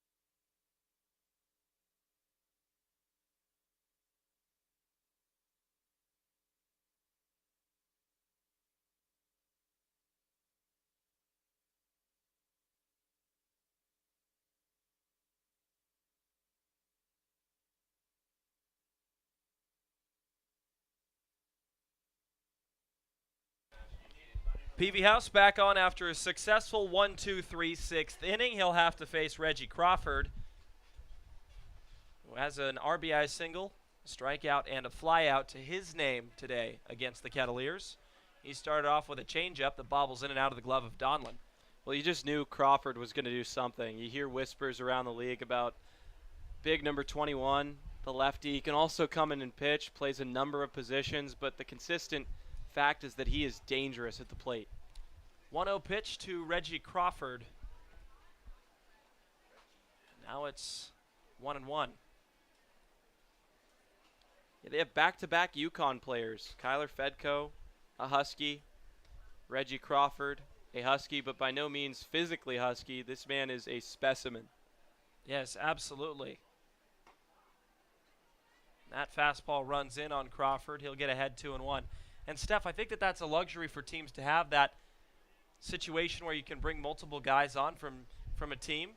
You know, we have a lot of players represented from UC Santa Barbara, Boston College, Harvard, even Kentucky, as that one's grounded. Ryan Ritter backhand to the hole all the way across. Will he get him? They will not, as Reggie Crawford just legs it out to beat out the throw.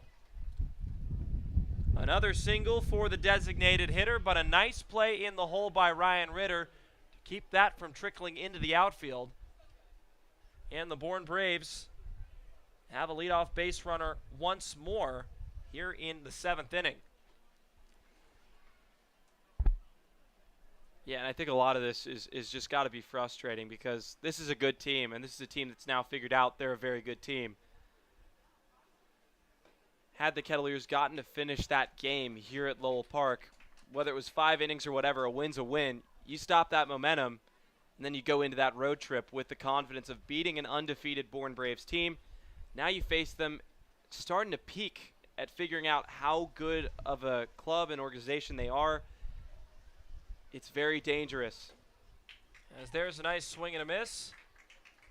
Caden Wallace has a pair of strikeouts as well as a single in the first. But nobody's out. PV House has a base runner aboard.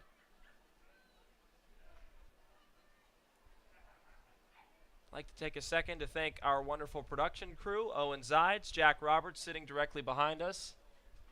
They do a wonderful job for us. Really brighten up my day. Yeah, none of this is possible without them and all the other interns and assistants for the Cotuit Kettleers. And a slider from PV House away makes it 1-2. Stefan, some more about this team. They've had 5 league MVPs, including Travis Jankowski in 2011, 8 pitchers of the year, and we've seen a spectacle on the mound today. That's not surprising considering Shapiro's pitching mastery. As we await the 1-2 from the stretch. In the dirt, blocked by Donlin. It'll keep Crawford at bay at first base. 3 batting champions and 1 championship in 2009. And that year, they beat Cotuit in the final and went 25-17-2. Yeah, there are only a couple teams that Cotuit could say they have a real rivalry with. Bourne's one of them, Falmouth's another. And I think this is another game that's evident of that. 2-2, lifted out to center. Rhodes breaks back. He's traveling all the way, and it will go. A 2-run home run for Caden Wallace makes it a 7-1 ball game at Lowell Park here in the 7th inning.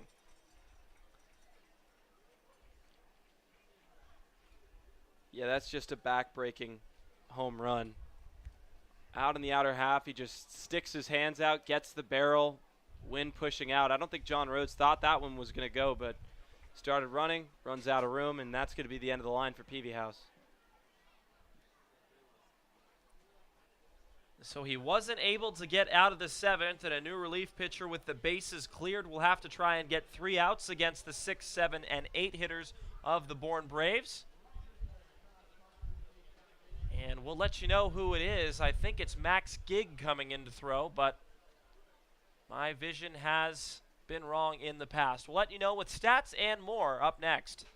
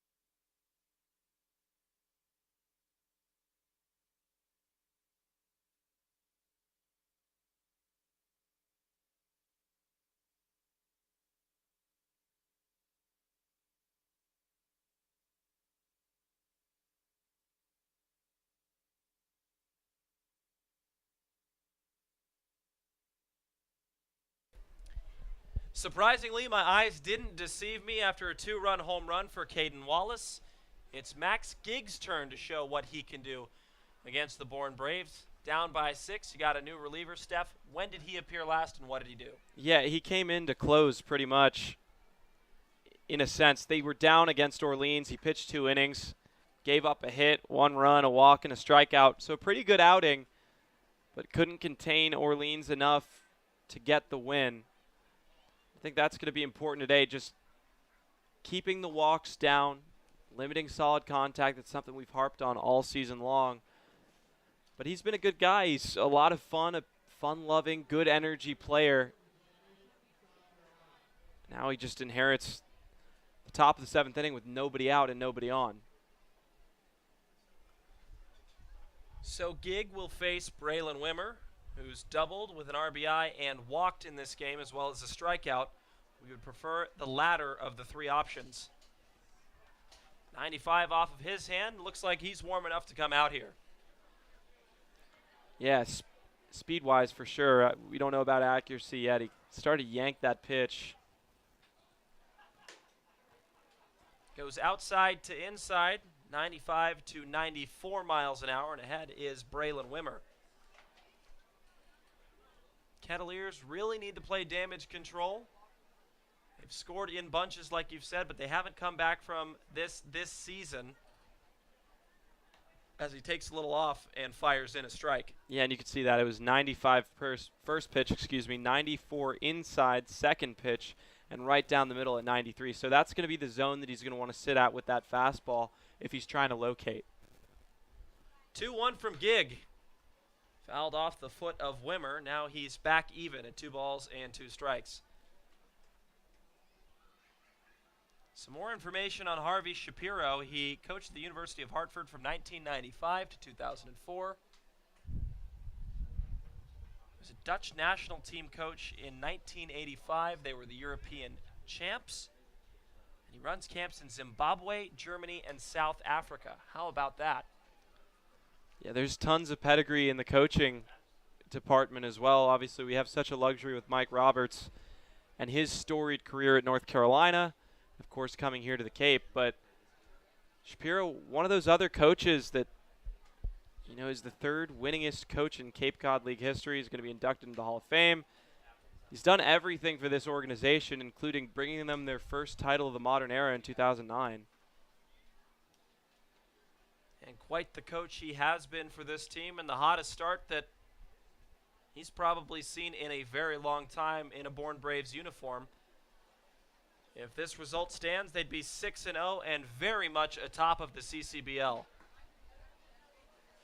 Yeah, it wouldn't be close. Had some big games. They put it together, pitching, hitting. From top to bottom, their depth has proven to be one of their biggest assets. Sometimes it just happens like that. 3-2 to Wimmer. And that'll walk him, so that starts Giggs' day with a base runner aboard with nobody out and a pinch hitter coming on.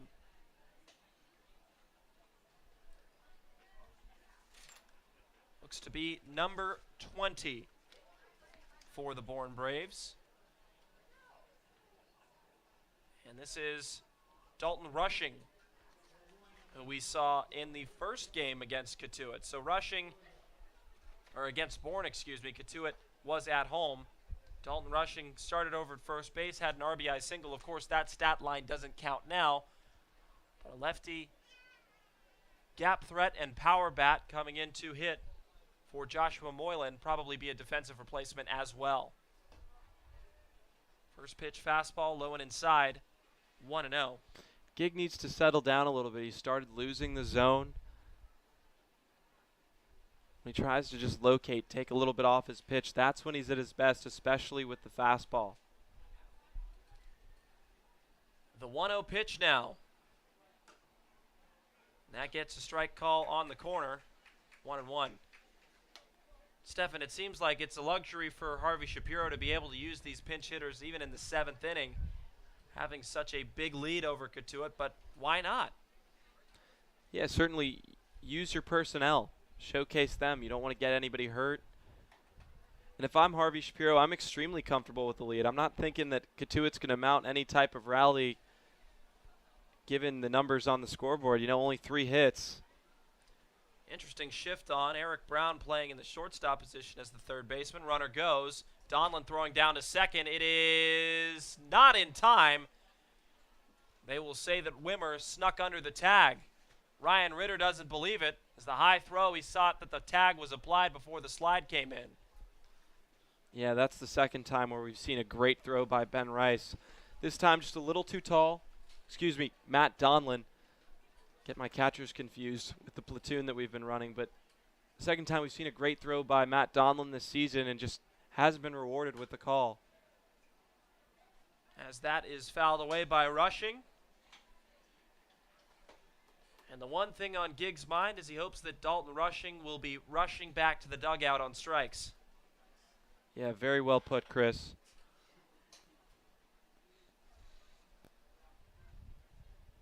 We'll see if he can get his wish here at 2-2. The pitch from Gig. Ground to the right side, foul. He'll see another pitch. But even for Rushing, a defensive swing to the right side of the infield moves his teammate and Braylon Winter over to third base and sets up a possibility of a fly ball that would score the 8th run of the game for Bourne. Yeah, there's not a lot of pressure in this at bat for Rushing.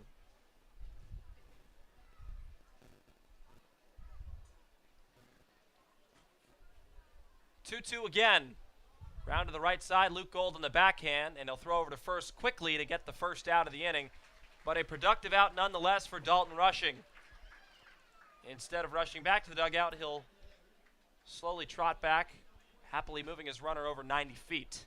Yeah, I'm starting to draw comparisons with Luke Gold to somebody that is a lot like him in the major leagues. I'm thinking DJ LeMahieu with number 15 because you see his body type, you see the way that he looks in a uniform, you see the way that he hits at the plate. The guy that would typically be a corner infielder because of his size, but manning that second base spot very well. There's no complaints for him defensively. As Colton Bender jumps all over the first pitch, but it slices foul. No balls and a strike. Oh, but you're absolutely right. He does, now that I see it, have that representation of DJ LeMahieu. Maybe at one point or another, a young version of Mark Reynolds. 6 foot, 6'1", plenty of size and muscle on his body. But plays good defense as the slider's hitting the hole. Ritter throws across the diamond, and it is scooped out well by Blake Klassen. That will score the 8th run of the game for the Bourne Braves, so another productive out for Colton Bender. He gets his first RBI of the day.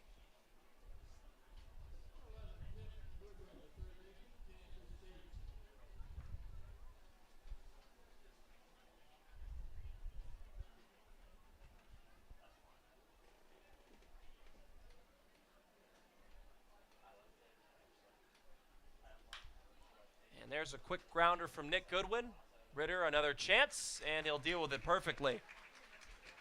Couple more runs come in to score for the Braves. It's now 8-1 as we enter the stretch with Cape Harmony performing a song of their own. We'll turn up the volume so you can hear their wonderful music.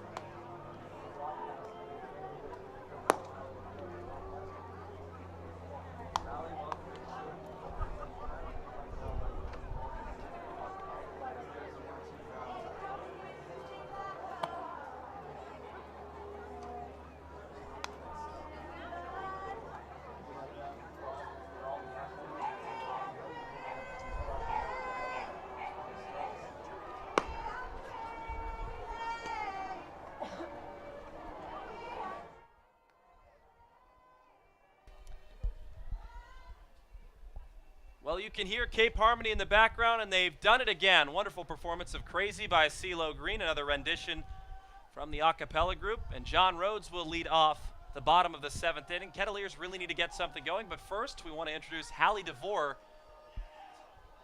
from Northwestern University. She's a Cape League intern on the broadcast. She does a very good job over there. Hallie, welcome to Lowell Park. Thank you so much, Chris. So, evidently, Cotuit's losing by 7 runs. Not exactly representative of what we wanted you to see here, but you have the game of the week. How's it like calling those games every week with John Garner and Larry Egan on WEEI?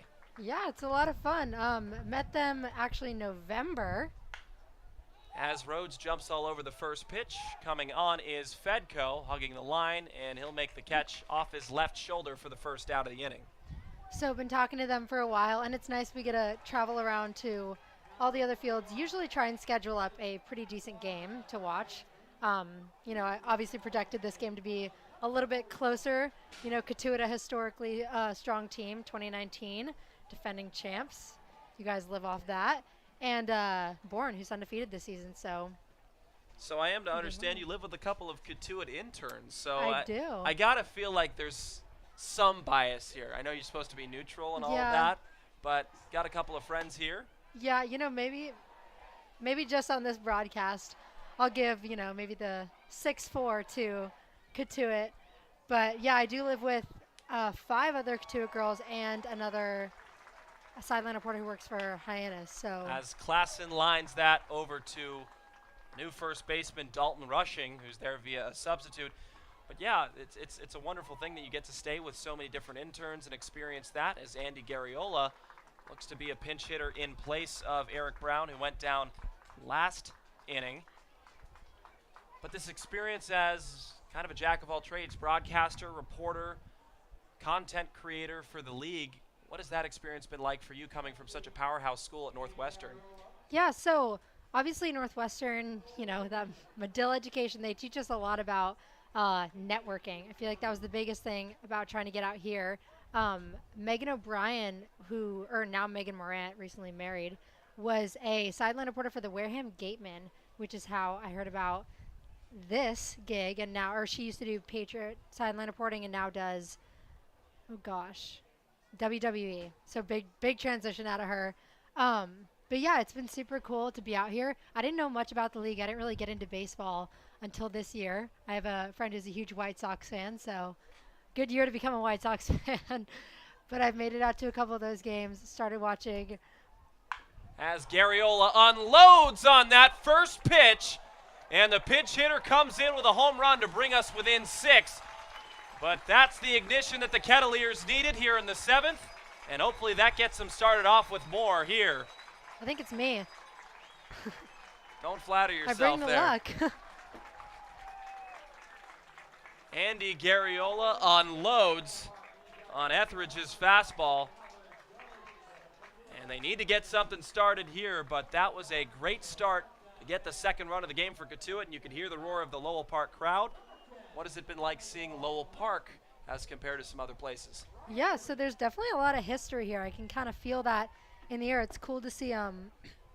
Obviously, you guys have stands on both the right and the left side, but people kind of fill all around the fence and, just insert themselves wherever. So that's really cool because a lot of the other parks try and keep it, contained into the bleachers. So everyone kind of goes about here. There's kids running everywhere, which is always fun to see. Met your little brother. He was running around. But yeah, a lot of the other parts, and this is definitely a park has a bigger turnout than a lot of the parks I've seen.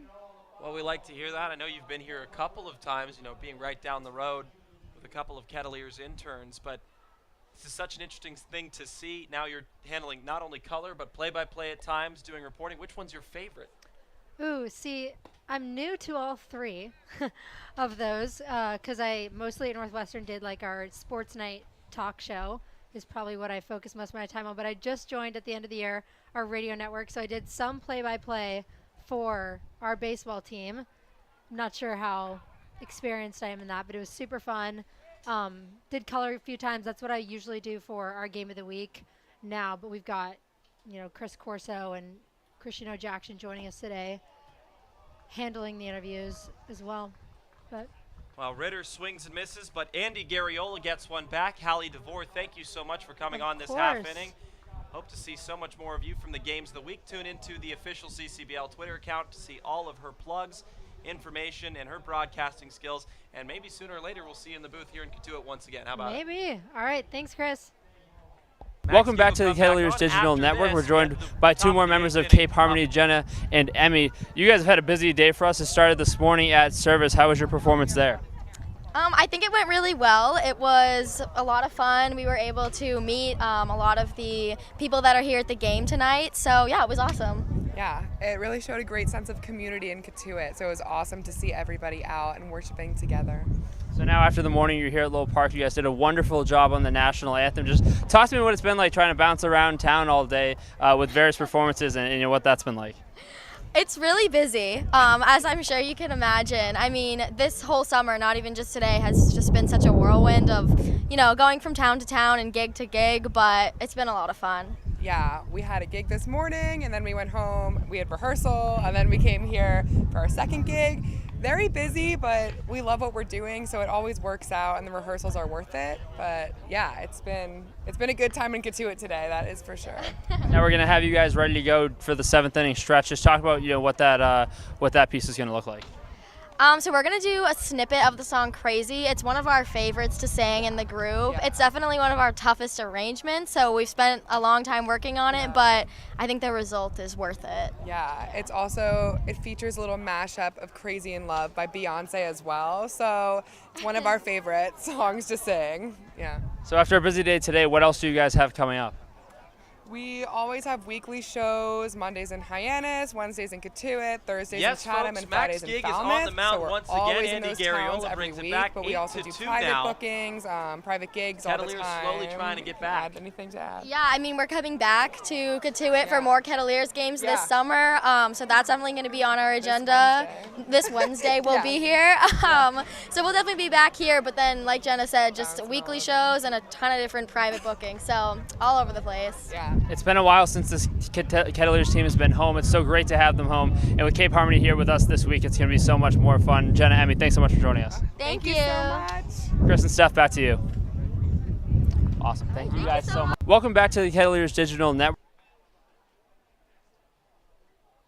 First pitch strike to Joe Lampe, and now it's 0-2 for that second strike. Lampe's scored 2 runs. And 1 for 3 so far, and tomahawks one high out of play on a high fastball. We'll see another pitch against Max Gigg. 3 runs came in to score for this Bourne Braves team. Andy Garriola got one back. Steph, what did you see from that home run? Yeah, it was a bit unexpected. Garriola only had 1 at bat coming into today, and that was a strikeout against Brewster last night, but just hammered one out to left field, and that ball carried. It was going deep, and unfortunately, it came with 2 outs, so not much could come after it, but maybe it could be a little bit of a spark with 2 more offensive innings left for the Kettleers to play.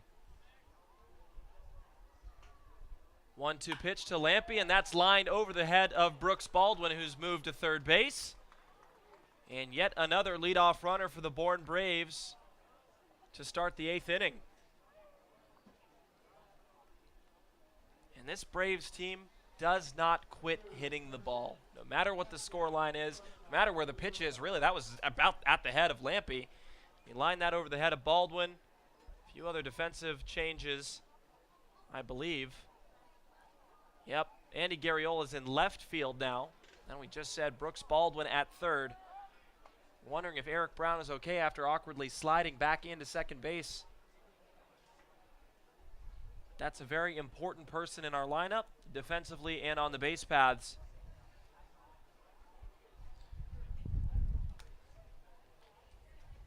Yeah, without question. Ball in the dirt, Donlin throws down, Ritter, tag, it is not in time again.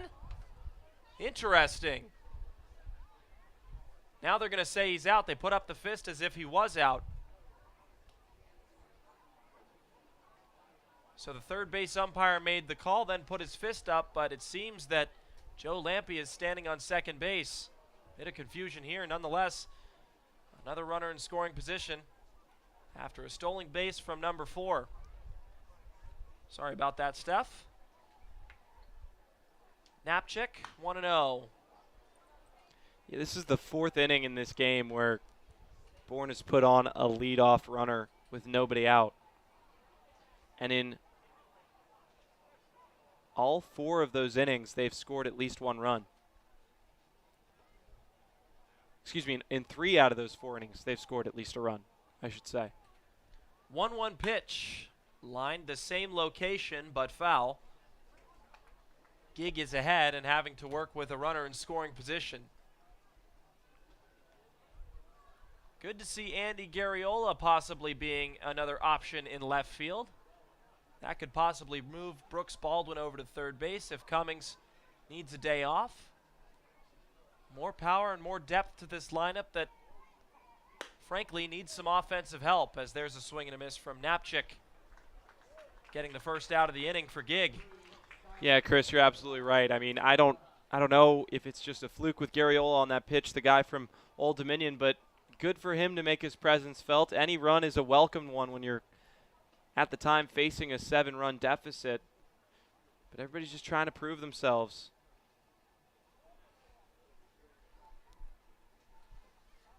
So now we turn it to Kyler Fedko, who's had a lot of action in right field. High pop-ups hugging the line. He'll take a 1-0 pitch. And Gig's done a good job. I mean, he's limited a lot of contact. 1 run did come in under his watch, but his main job facing a big deficit was to keep that number down. And 1 run is sort of inconsequential when you're down by 6. 1-0 pitch. Donlin had a slide to stop that one and keep Lampy on second base. Now this Braves team, not sure if you covered it while you were with Cape Harmony, they've reached the playoffs 9 out of 10 times in the 2010s, as well as went to the West Division Finals 5 times since 2010. And looks like this team and this roster is hoping to be primed to do so this year. But Cotuit wants to stop those chances in the games they've been able to play against Bourne. They had a chance to win, the rain out, unfortunate. But Bourne has been hammering every pitch this game. Yeah, they struggled mightily in the 90s, and kind of that turning point was when they hired Coach Shapiro in 2003. And the numbers are pretty obvious with it, with him coming in. But to start a season off 5-0 and possibly 6-0 after today, in a 40-game season, that's as ideal as it gets. You know, even getting back to 500 where most of the other teams in the West are sitting right now. Throw to second, and that airmails. Lampy's easily going to take third, and he's going to round third and stop there. Thought about swiping home, as that was not exactly a fast recovery from John Rhodes. Scored a throwing error from Gig, and everything that could be going wrong for the Kettleers right now is trying to iron out the kinks against the #1 team in the CCBL, and they're showing no signs of slowing against their Western Division rival.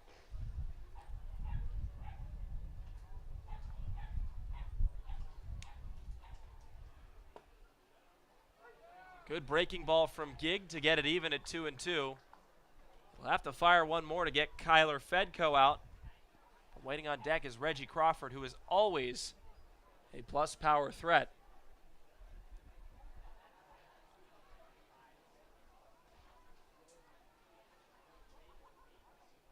Two-two pitch, slider, and a swing and miss. Max Gig buckles down and gets Kyler Fedko to buckle up on a slider to swing.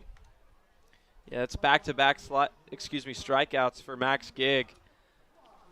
That's a good situation, a way to respond after that throwing error on the pickoff attempt. Now all he needs to do is get one out, let the Kettleers bats come in the bottom of the 8th inning and see what happens there. Missing on the fastball is Reggie Crawford. He's already got a pair of singles and as many runs scored. Another stat about this Bourne Braves team, since Point Streak was able to calculate ranking scores and what have you, as that gets all the way to the backstop, that's going to score the 9th run of the game for the Bourne Braves. That's a wild pitch from Max Gig. So let me just break down Joe Lampy's trip around the base paths. Had a single to lead off the inning, stole the bag at second, went to third on an E1, and then scored on a wild pitch. Doesn't seem like anybody's settled in anymore, and Bourne is really in the driver's seat. But as I was saying, nice curveball there from Gig to get ahead of Crawford. Since 2009, when Point Streak was able to calculate these things, the Braves have never started a Cape Cod Baseball League season at 6-0. 5-0 even. So the 1-2 pitch comes in, breaking ball, swing and a miss. Gig gets out of it with 3 straight strikeouts. Head to the bottom of the 8th inning up next.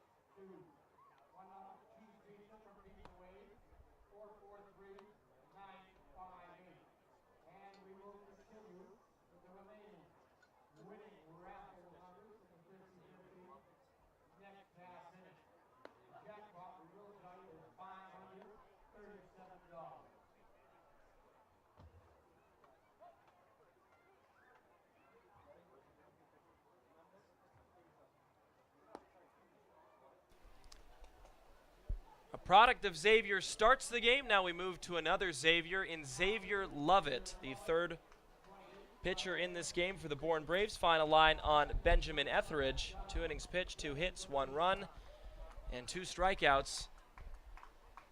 Lovett trying to set up the 8th and possibly go into the 9th. As another run comes in to score for Bourne, it's 9-2 here at Lowell Park, folks.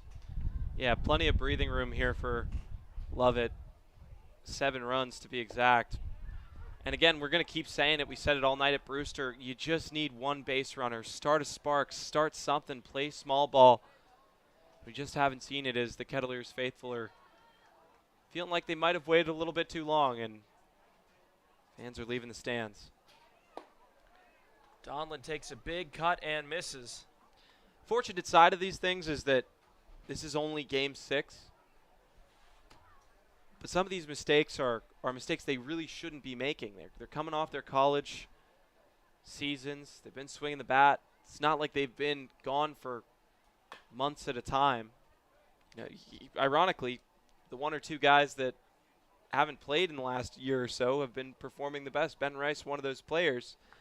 But it's a work in progress. Bourne has put together something really, really nice so far. But there's 34 more games, 33 I should say, more games left to go. A lot of time to find yourself as a team. As Donlin nubs it over to second, Wimmer to first, and Rushing puts the squeeze on it for the first out of the inning. I think you make a great point. It's not like these guys aren't working hard. Every day they come to the stadium, they take their BP, they do their base running drills, pitchers as well. These guys are putting so much into this.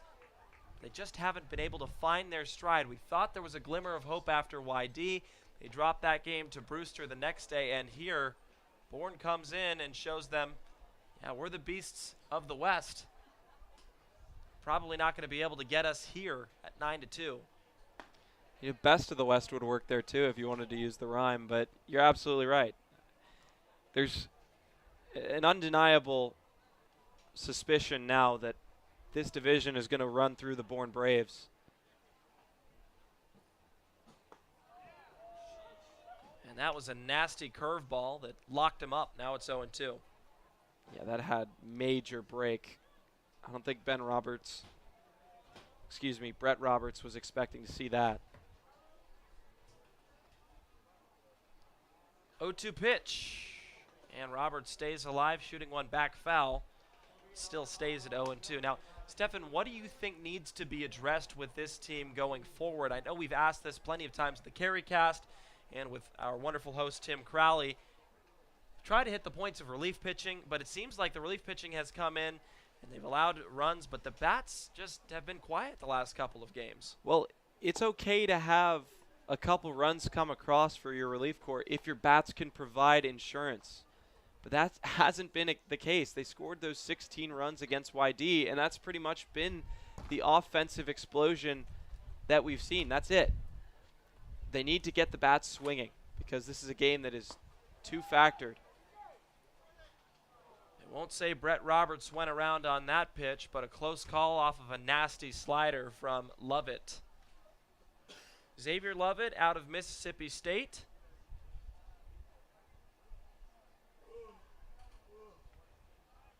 It's a chance to take a couple back against Hyannis over the next 2 days should this game end in a Cotuit loss. As they come and play Hyannis at home, already have a bad taste in our mouths about dropping the second game of the season at their place, and then we go back to Hyannis and play them on Tuesday. Hyannis sits at the bottom of the division at 1-4. If we can get 2 wins there, we're back to 500, and that's a whole different approach to the season. I think that'll come welcome. Have another game Wednesday, off day Thursday. If you can get above 500 by Wednesday, then I think that's going to be a really, really good thing. I think the viewpoint is different. The mentality is different at 500 versus having 4 losses and only 2 wins. And did Roberts go around that time? They will say he did. He is rung up for the first time this game, but he's 0 for 4 on his day, bringing up Luke Gold with 2 outs.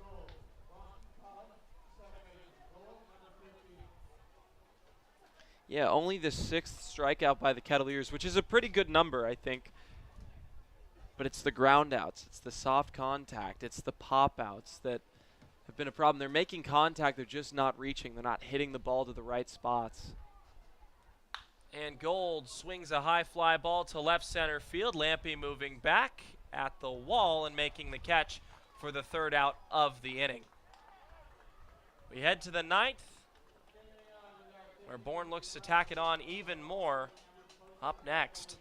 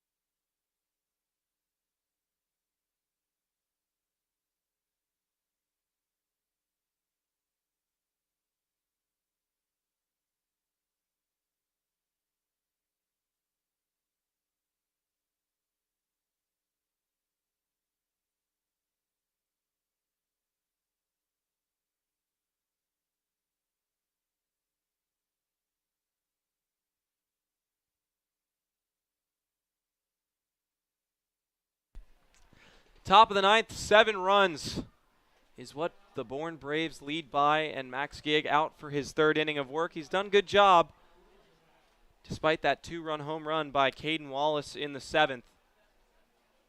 But now he will have Wallace, Wimmer, and Moylan due up. Rushing due up, who came in the 7th as a pinch hitter. First pitch breaks to the outside, 0-1. Folks, it's been a fun broadcast. We had Cape Harmony on. Hallie DeVore came on to speak with Chris in the bottom of the 7th inning. Plenty of talent between those two. Yeah, Cape Harmony and Hallie. Quite a bit of fun to have a different perspective, different topics. Of course, we met a great fan of the Kettleers and look forward to hearing from him all season long. We should hook him up with something. I think we should try and do something special for him. Someone's supposed to be giving him a whole tour of Lowell Park because he requested it before the game when I talked to him. What I love about him is his need and desire to just love baseball and tell you how happy he is. 1-2 pitch. Just misses outside at 91, 2 balls and 2 strikes. But Chris, you're absolutely right. There's a lot to be excited about, a lot to be happy about if you're in Cotuit. It's a great community, a great ball club, just haven't figured themselves out yet. And there's still plenty of season left. This is some of the best players in all the country as Gig strikes out Wallace looking. That's got to feel good after the 2-run home run in the 7th. I think you make a great point, Stefan. I mean, there's still plenty of fans here, even though the Kettleers are down 7. They haven't given up on their hometown club. Just so much talent, so much still to give this community. And today just wasn't the greatest showing, and they still have a chance in the bottom of the 9th, mind you. This team has come back. This team has scored runs in bunches, as you've mentioned. Only 4 hits versus Bourne's 11 and 9 runs. It's a tough one to come back from. 1-0. Paints the black at 93. 1 ball and 1 strike. Folks, be sure to join us tomorrow night at 5 o'clock. Face off against the Hyannis Harbor Hawks, who've also had some struggles of their own. That one misses outside. Chris, we saw them in the 2nd game of the season. Jumped out to a good lead. They worked their way back after a 3-run deficit. Tommy McCollum featured for them, got the win in that game. The 2-1 breaking ball falls in for a strike. There's a lot of talent across the Cape. I think that's something that's expected. This Cotuit team has been so successful for so long. But another thing to remember is Cotuit went 20-20 last season in 2019 and ended up winning the CCBL championship. As that one runs in on Wimmer, and he'll walk to first. Yeah, you know, the record in 2019, you have to remember, though, 4 teams per division qualify for the playoffs. So that type of stretch, that type of record, most likely isn't going to get you into this 4-team, 2-team division each playoff, which makes it more competitive, which I personally like more. Now, when looking at Hyannis, you made some great points. The Kettleers got off to a hot start, but the relief pitching didn't really do them any favors in the middle innings. And when that happens, Hyannis had Tommy McCollum from Wingate University, your former school that you went to. He surprised everyone and did so well there. I think second time around, Cotuit really will understand this team better. But don't underestimate your opponents, and I don't think they did that there per se. But I do believe that this game, in my opinion, is a culmination of all of the issues that have come together, and it's showing us right now, whether it was the pitching, the offense never coming alive, allowing super amounts of runs at your home park. All the things you don't want to happen in front of your fans have happened tonight. So how will the Kettleers bounce back tomorrow at Lowell Park against a team that's at the bottom of the table as well in the Hyannis Harbor Hawks? Rushing fouls one out of play to the left side, and it's 1 ball and 1 strike. Bourne won 18-24-2 last season. That was good for 4th in the West Division in 2019. Kettleers outscored Bourne 23-15 in that season as Rushing gets aboard with a 1-out single. So now you got runners on 1st and 2nd. your catcher coming up, and it's just more importantly about Gig getting out of this inning and trying to turn it over to his hitters. The 7-run difference versus anything more, because 7's already a pretty tough task to come back from, especially in the #1 team on the Cape and the Bourne Braves. Nothing is impossible here.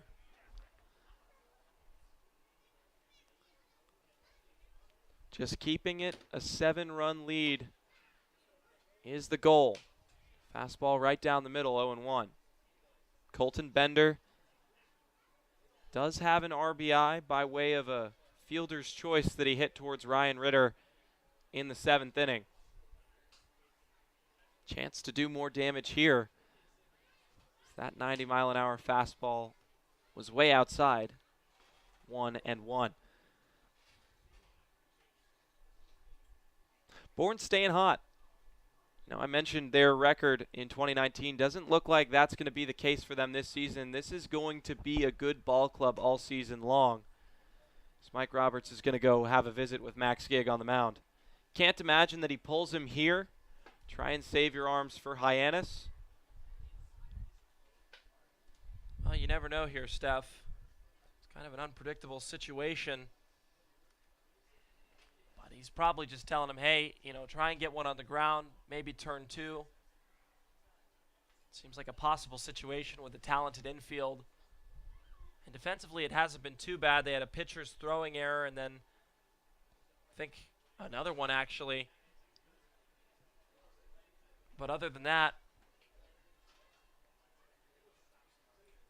defense has done their job. Offensively, not so much, and I think that that's what will be addressed tomorrow by Coach Roberts. Whether it's a different roster or bringing in a couple of, maybe Garriola will get the start and left after that home run. You reward good things happening with the bats, and he was supposed to be that big spark for the Kettleers. Now, albeit Garriola's home run came with 2 outs in the 7th inning, so you can't do much with that, but anything helps. Kettleers have used 4 pitchers today. Started with Hamilton Oliver. Gave up 3 runs. Every pitcher since has allowed at least 2 runs in their outing. Combined 12 hits for Bourne. The 2-1 pitch coming from Gig. That ball shot down the right field line, but just out of play. And it evens up the count at 2 apiece. I thought that was fair for a second and broke back at the end. Luckily for Gig, he's got a chance to strike out Bender here and get to the last batter in the lineup, and it'll be a pinch hitter that they'll employ for this team. 2-2. Gig could get a big out here. He's going to step off the rubber and have a chat with Matt Donlin. Strategically, I'm sure they're talking about their options with the next pitch. Could go with that fastball.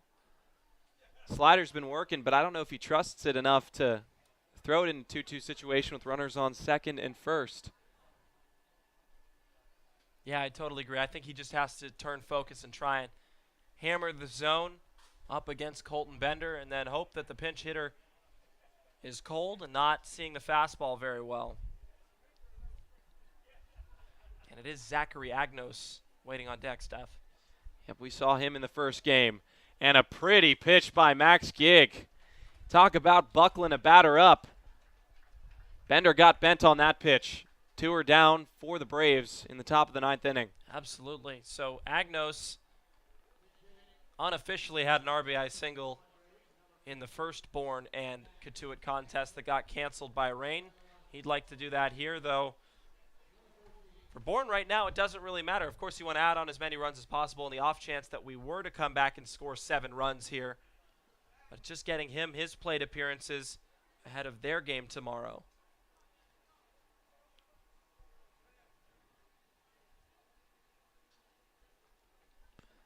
Max Gig, chance to get out of it. All he needs is a ground ball to the infield or a strikeout. Seems like the latter has been the favorable option. Gig already with 4 this evening. Great work behind the plate by home plate umpire Joe Caraco. So that one's outside, 1-1. First base umping duties was done by John DeGirolamo. Mickey Garcia was over at third. Excellent work by them calling these Cape League games. The 1-1. Downstairs, 2 balls and a strike. 2 good spots there from Gig. Doesn't really get the call.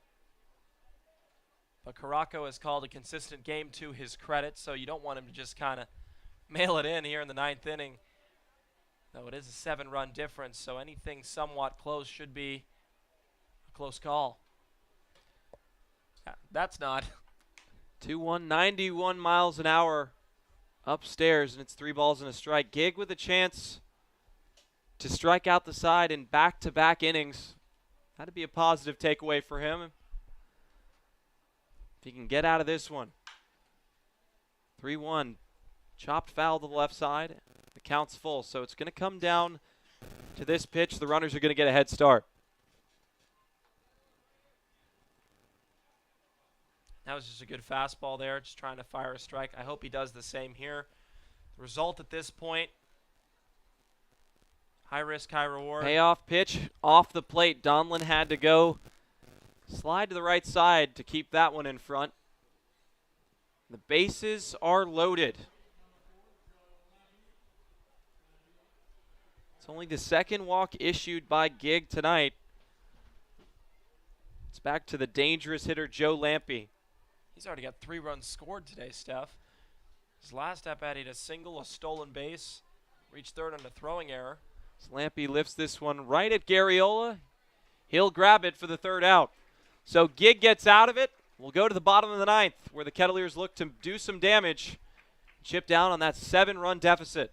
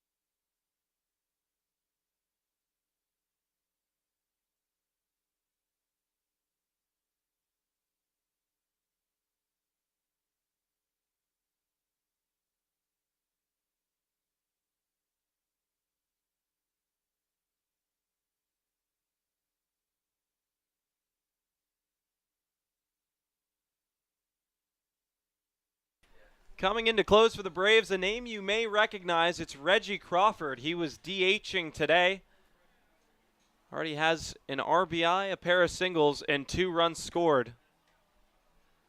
But had a pair of strikeouts, and I'm talking about at the plate. Now he'll look to get some strikeouts from the mound. One of those versatile players that we've talked about, two-way, the southpaw, big, imposing presence on the mound. We weren't sure if we were going to see him because prior to the game we were told that he had hurt some fingers in a previous outing. But now we're going to get to see him with a very low-risk situation. I just got a text from Reeves Jackson, our Georgia comrade and Bourne Braves broadcaster, and he said, "Let's go, it's Reggie time, 97-98. So I'm excited to see what he brings to the table here. At least we'll get some entertainment, a hard-throwing pitcher. Give Kettleers a test here in the 9th. Final line on Xavier Lovett. 1 innings pitched, no hits, no runs, no walks, and 1 strikeout. So pretty good inning of work. Got a ground out, a strikeout, and a line out to center. Brooks Baldwin back using his right side of the batter's box as he fouls away the first pitch he sees at 98 miles an hour. Well, at least we know Reeves isn't a liar, so he starts him off there, and I think he's only going to go up. just try and gas these guys. Wouldn't expect more than a 2-pitch combo fastball breaking ball. 0-1. Fouled back again by Baldwin. So it looks like Crawford's content to just throw fireballs at 98 miles an hour. And why not? With a 7-run lead, I mean, you could blow it by him. The high fastball has plagued the Kettleers offense. 98's no exception. And he gets him at 98 elevated. Pretty pitch by Crawford. One's down for Cotuit. I mean, if you can exploit the weakness, why not? Goes from getting strikeouts to issuing his first of the 9th inning. And he's doing that against left-handed hitters and right-handed hitters. It doesn't matter. Dylan Beavers up. Has yet to reach base today. Light bouncer over to second. Wimmer makes the play, and 2 are down just like that. Well, that was quick from Crawford. Now you have a lifeline, so. John Rhodes is the final out for the Kettleers. See if he can do something with his plate appearance. Action from him. He scored one of the 2 runs after shooting a line drive double to right field, and he's been hitting very well despite a couple of strikeouts in the last few games. And Rhodes laid on that 100-mile-an-hour fastball. Well, we've seen it now. First time we've seen it at Lowell Park. This time 96 runs inside. 100 miles an hour, folks. You want to know how we know that? It usually says 2 numbers up in the top-hand corner of the scoreboard. Double zeros as Rhodes fans on 97 middle in. Yeah, that's not going to be an easy thing to hit. And Rhodes is used to getting behind the count. He has an extra base hit today. Probably expect him to see him in the lineup tomorrow versus Hyannis. 98 again, this time upstairs. Rhodes, one of the best hitters on this team with 2 strikes, but with 2 outs, there's not a ton he can do. Breaking ball, 83, foul tipped into the glove. Reggie Crawford with an excellent appearance coming into close. Kettleers fall to 2-4. Bourne improves to a perfect 6-0. We'll be back tomorrow night where we face Hyannis at Lowell Park. Be sure to tune into that as the Kettleers look to get a win and start some type of rally early in the season. For our entire production crew, Owen Zides, Jack Roberts, Chris Carey, I'm Stephen Carey. Thank you for joining us.